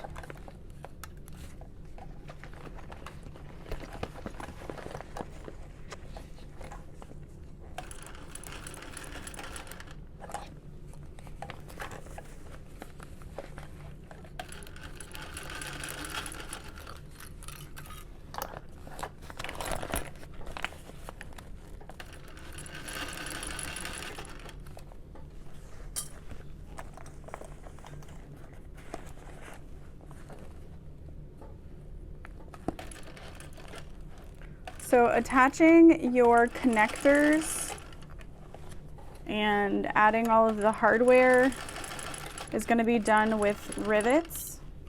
So once our lining is done, we can put that inside the exterior and top stitch, and we'll be done with all of the sewing.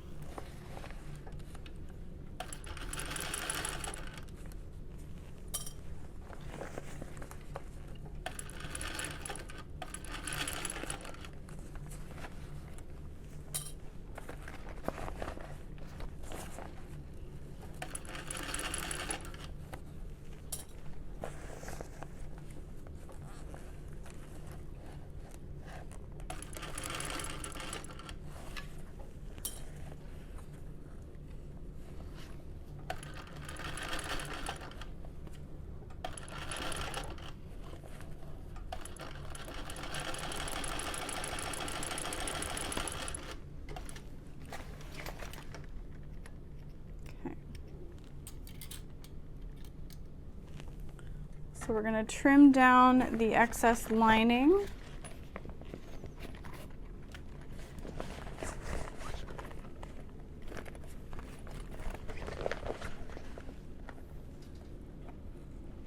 Making sure we're only cutting through the fabric that we need to cut through.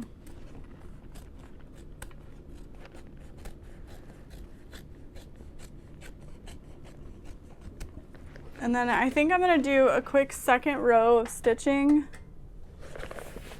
Well, no, actually it looks good. I was gonna say just to help reinforce, but I think it'll be just dandy. Dandy.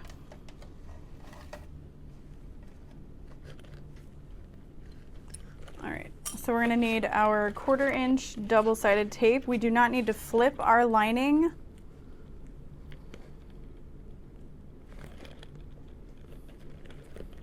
Because we want the lining wrong side out and our exterior right side out, and we're gonna place these inside of each other to then top stitch.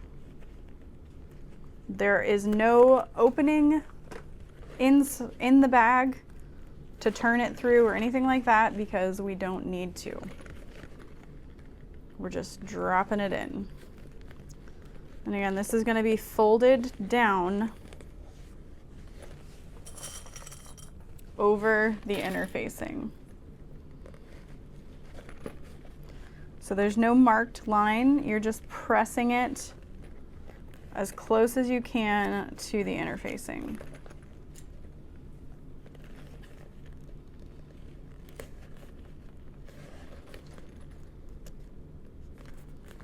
Pressing that open, folding that down.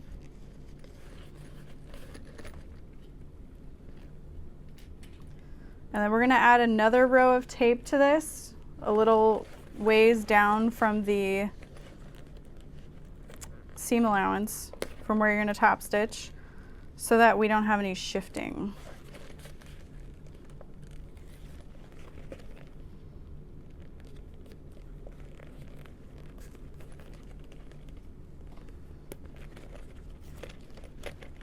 So before I go and add more tape, or I should say before I go and add more clips, press that really well, and then I'll add some tape. Just a 1/4 inch wide, again, below where you'll be top stitching. You just don't want to add even more tape to where your needle will be, just in case. And this will just keep things from shifting.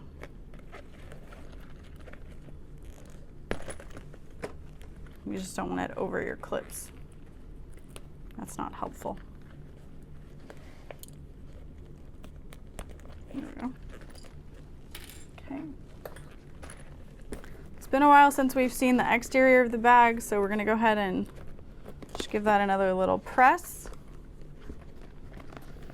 and stick that inside.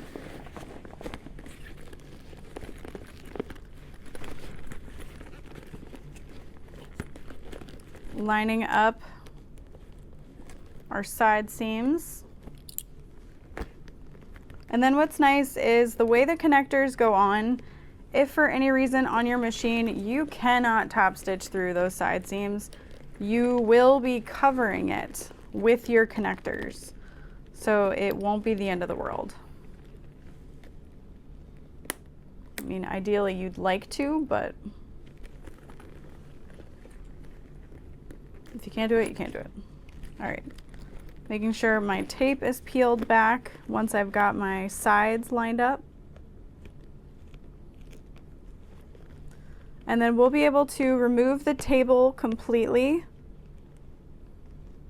from the machine, since this is a cylinder arm, and top stitch that way.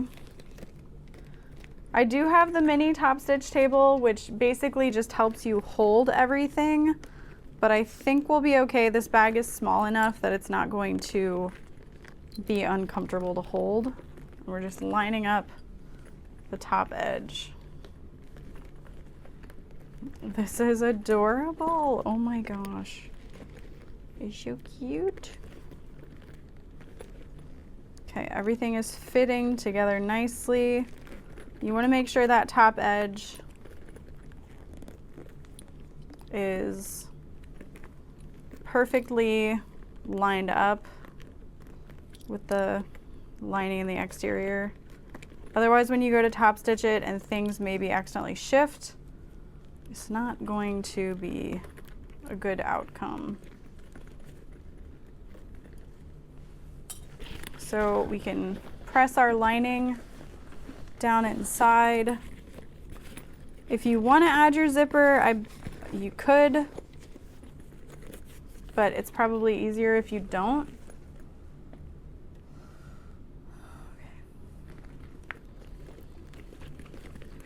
And then I'm just going to press the zipper panel down inside the bag. Keep everything lined up. We'll go ahead and take the table off. I mean, you don't have to, but it's kind of the whole point.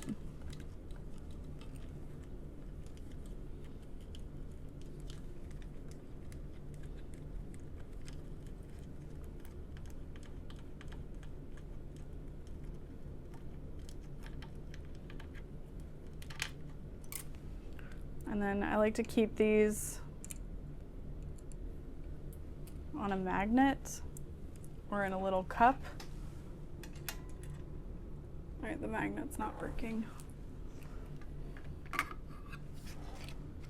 You could also put the screws back.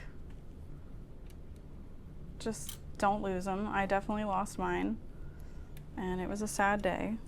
Could keep one there and maybe, oh, that wouldn't work.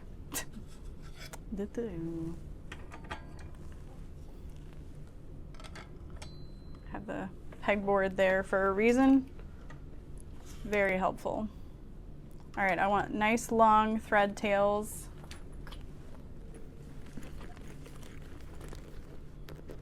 I'm going to raise the foot height as we get started.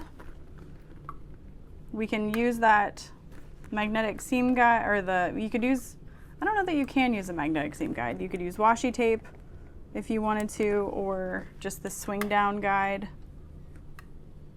Or that's where that mini top stitch table would come in handy. I don't know. Okay, that's not working. I think it's just kind of jammed, but my hand hurts too badly to give it any more. Okay. It does not have the markings on it,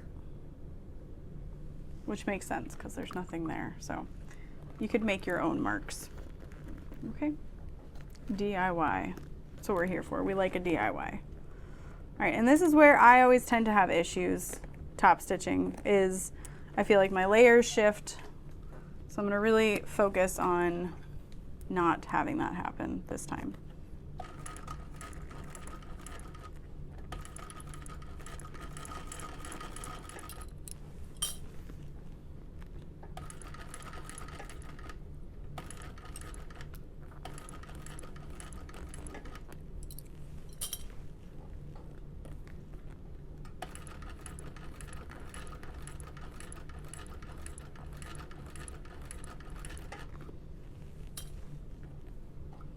My leg is nowhere near my knee lift.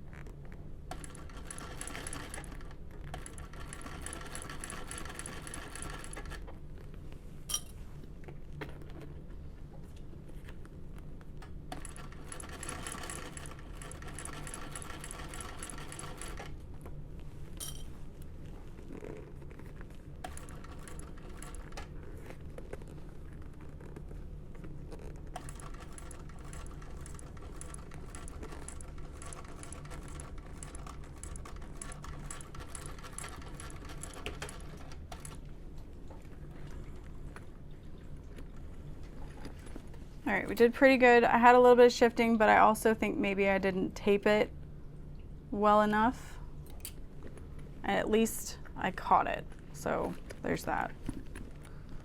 So then we can tie our threads off, but we are going to be covering the start and stop point with our connector, so that's good.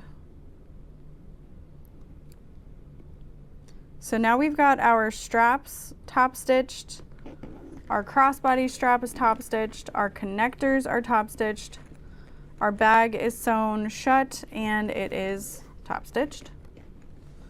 So we just need to rivet and add our strap ends. So that's it for the sewing portion. We had some struggles with the machine, but nothing too terrible. Again, all user error, not the machine's fault. And it wasn't so bad. I'm just a little embarrassed at my little mishaps, but hate to tell you, I am human. It's true.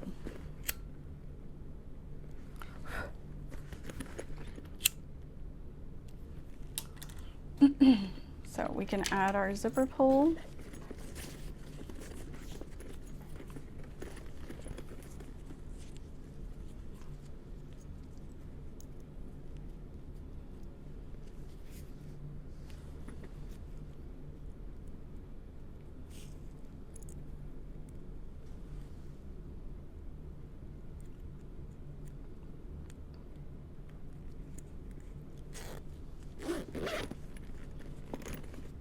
Adorable. So we'll add our zipper end hardware as well. But I think overall that turned out really cute. For the crossbody strap, we want to attach our slide adjuster. I'm just going to do that with rivets, but I don't have my slide adjuster, so that doesn't help me.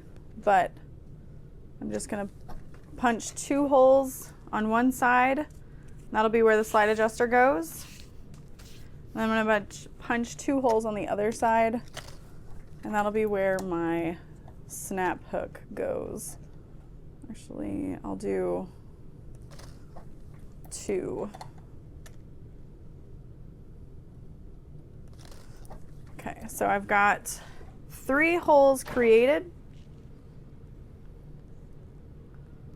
And then to add the 4th, I want to fold this and mark where that hole goes to punch it so it's appropriately spaced. So I think that'll look very nice. So slide adjuster and 2 snap hooks will go onto this, but like I said, I don't have them right now. That's my bad. All right, so we're going to install our rings on the connector and clip it so that approximately 1/4 inch of the wide end is hanging past the folded edge. And I think I'll be only installing 2 rivets, but there is the option to do a total of 4. Just don't know that I love the look of that.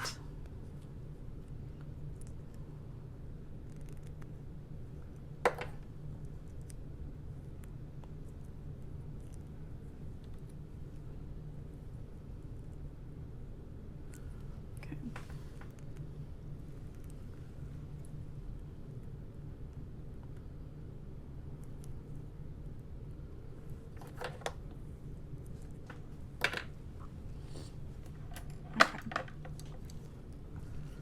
So it says punch the 2 rivet holes in the connector, line it up on the bag, and then set it.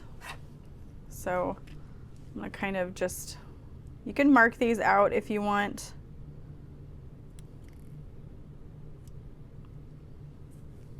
I like the look of that.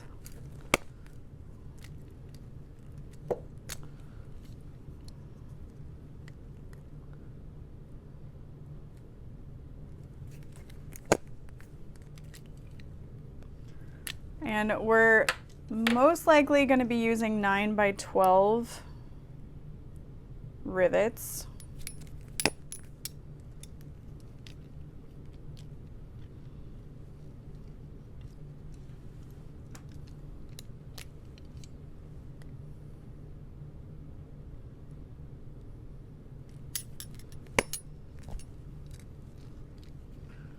All right. So now that our holes are marked, we're going to line these up on the side.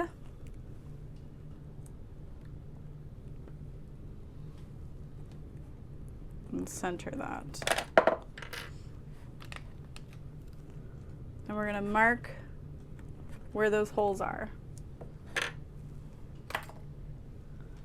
And then hole punch through, making sure everything is out of the way.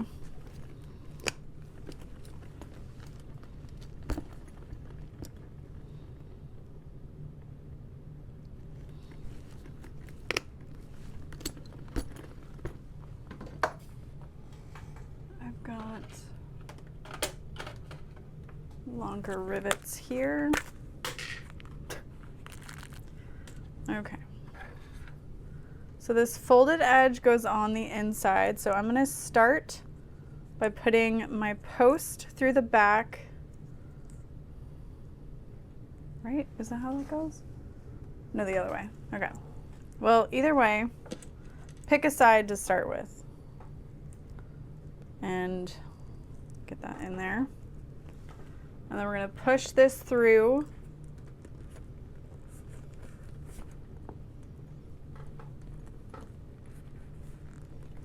Like that.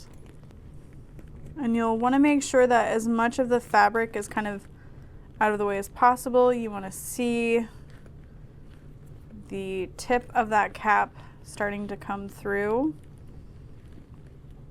And then you're going to lay that last remaining piece on top as well. And then press that cap on.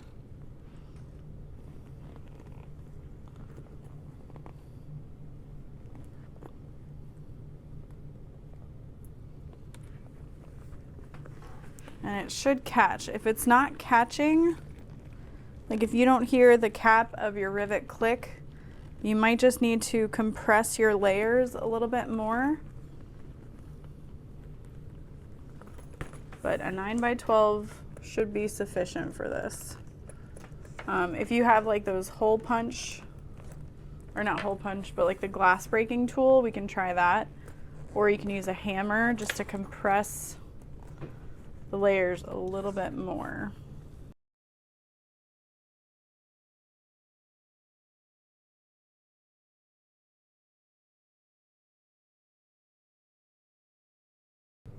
All right, there we go. Just using an extra little tool to press that down so I can get the cap in there. There we go. So I'm just using the screwdriver as a point to help me. Now you might think the answer is a bigger hole. Sometimes it is. However, if you've got a larger hole and your vinyl is somehow stretchy or anything like that, then you are risking the vinyl stretching over time, and then your rivet coming out because it stretched and the hole was too big. Move the rivet, press, line that up.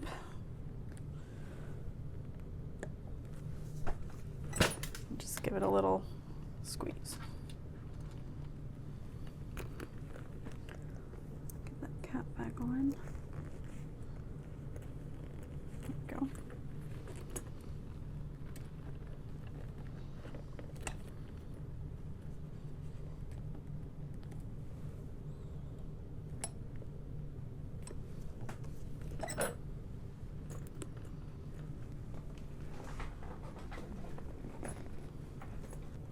looks good.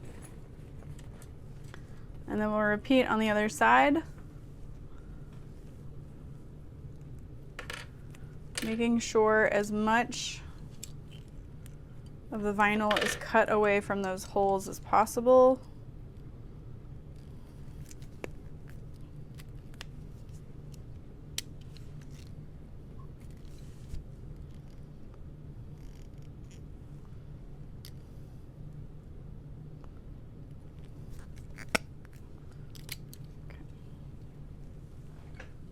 I still need that.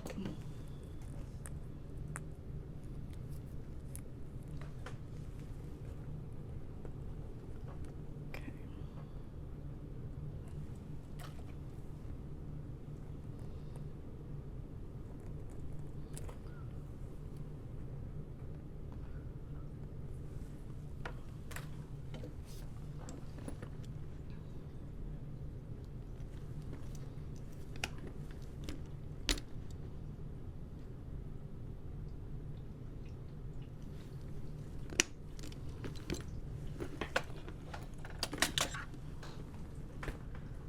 Okay, and then just like last time, we're gonna figure out where we're starting. I'll go ahead and start with the exterior, compressing as many of those layers with that rivet as possible. Okay, going through that hole that we created.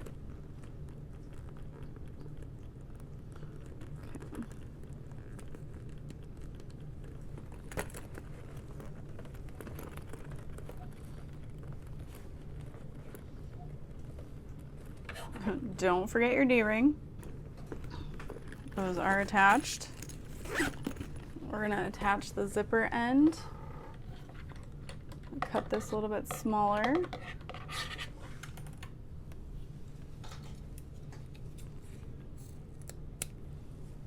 Probably about there. Oop. Okay, I did have too much caffeine. That is... What is this feeling?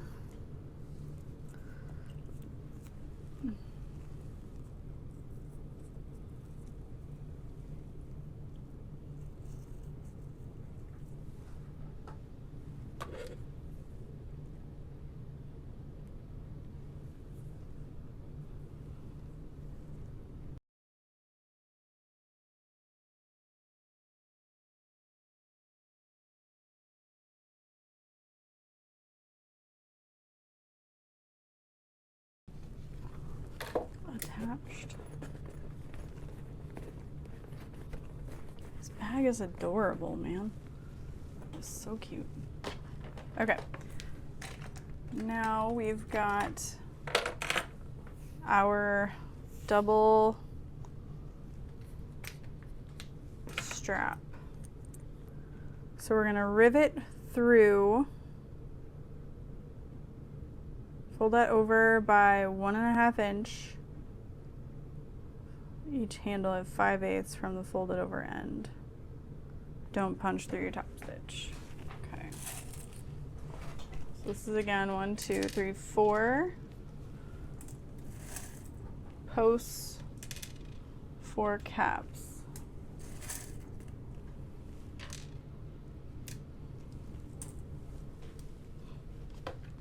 You want to leave enough space to be able to attach your strap end hardware. So punching a hole,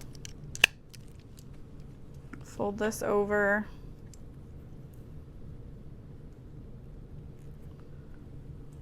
fold it down and clip it.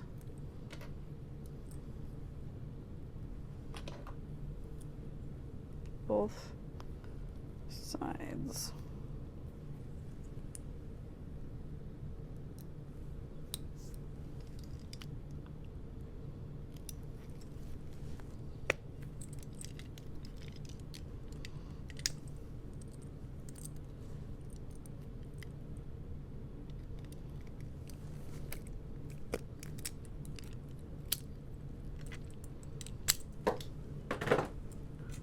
So we'll add our post. through one side.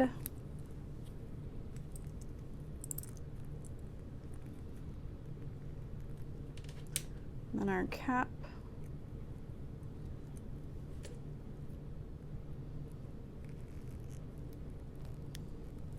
And then we'll set those.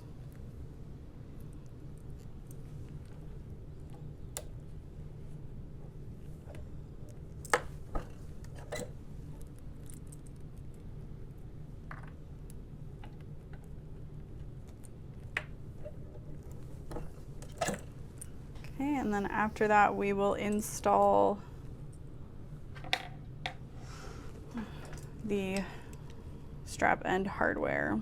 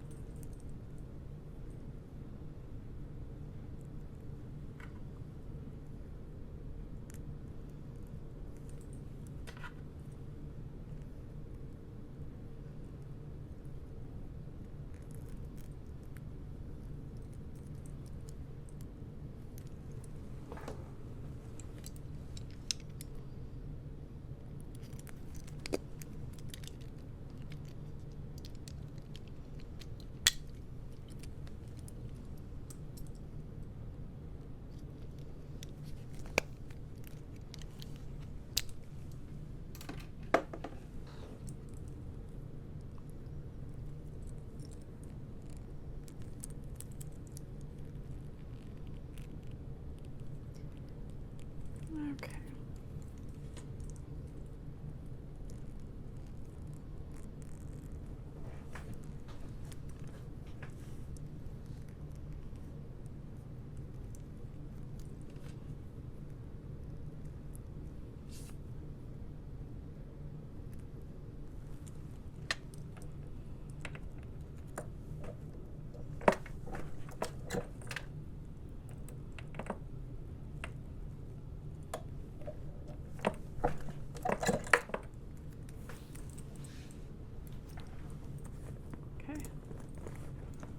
Ooh, I love the two-tone strap.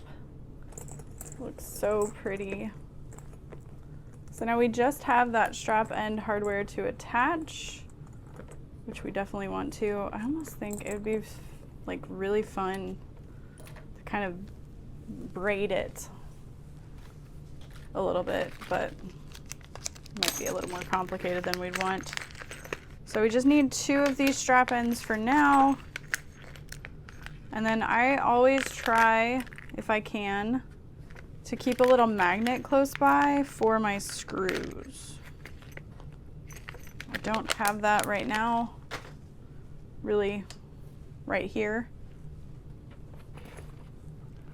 but the silicone will kind of keep it where it needs to be. So we're just gonna set that strap end in place. You might need to punch a hole with a little bit of an awl or something. You don't want too big of a hole or your screw has nothing to like lock into. You can also add some glue.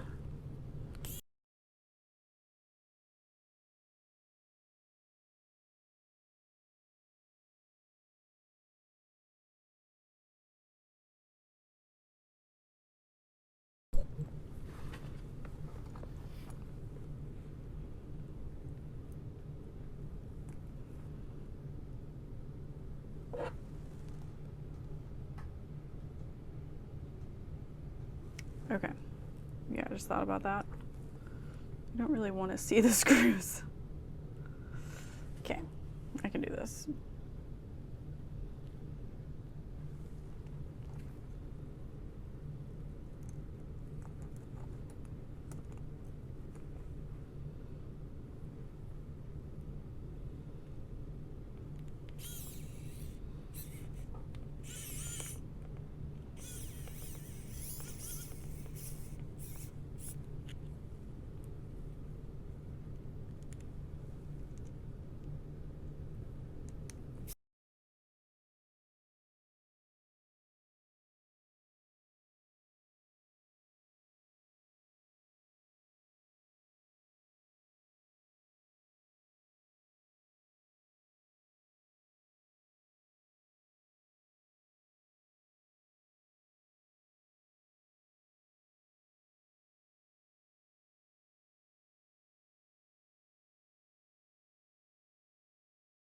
It is what it is. Hey, at least it's underneath now.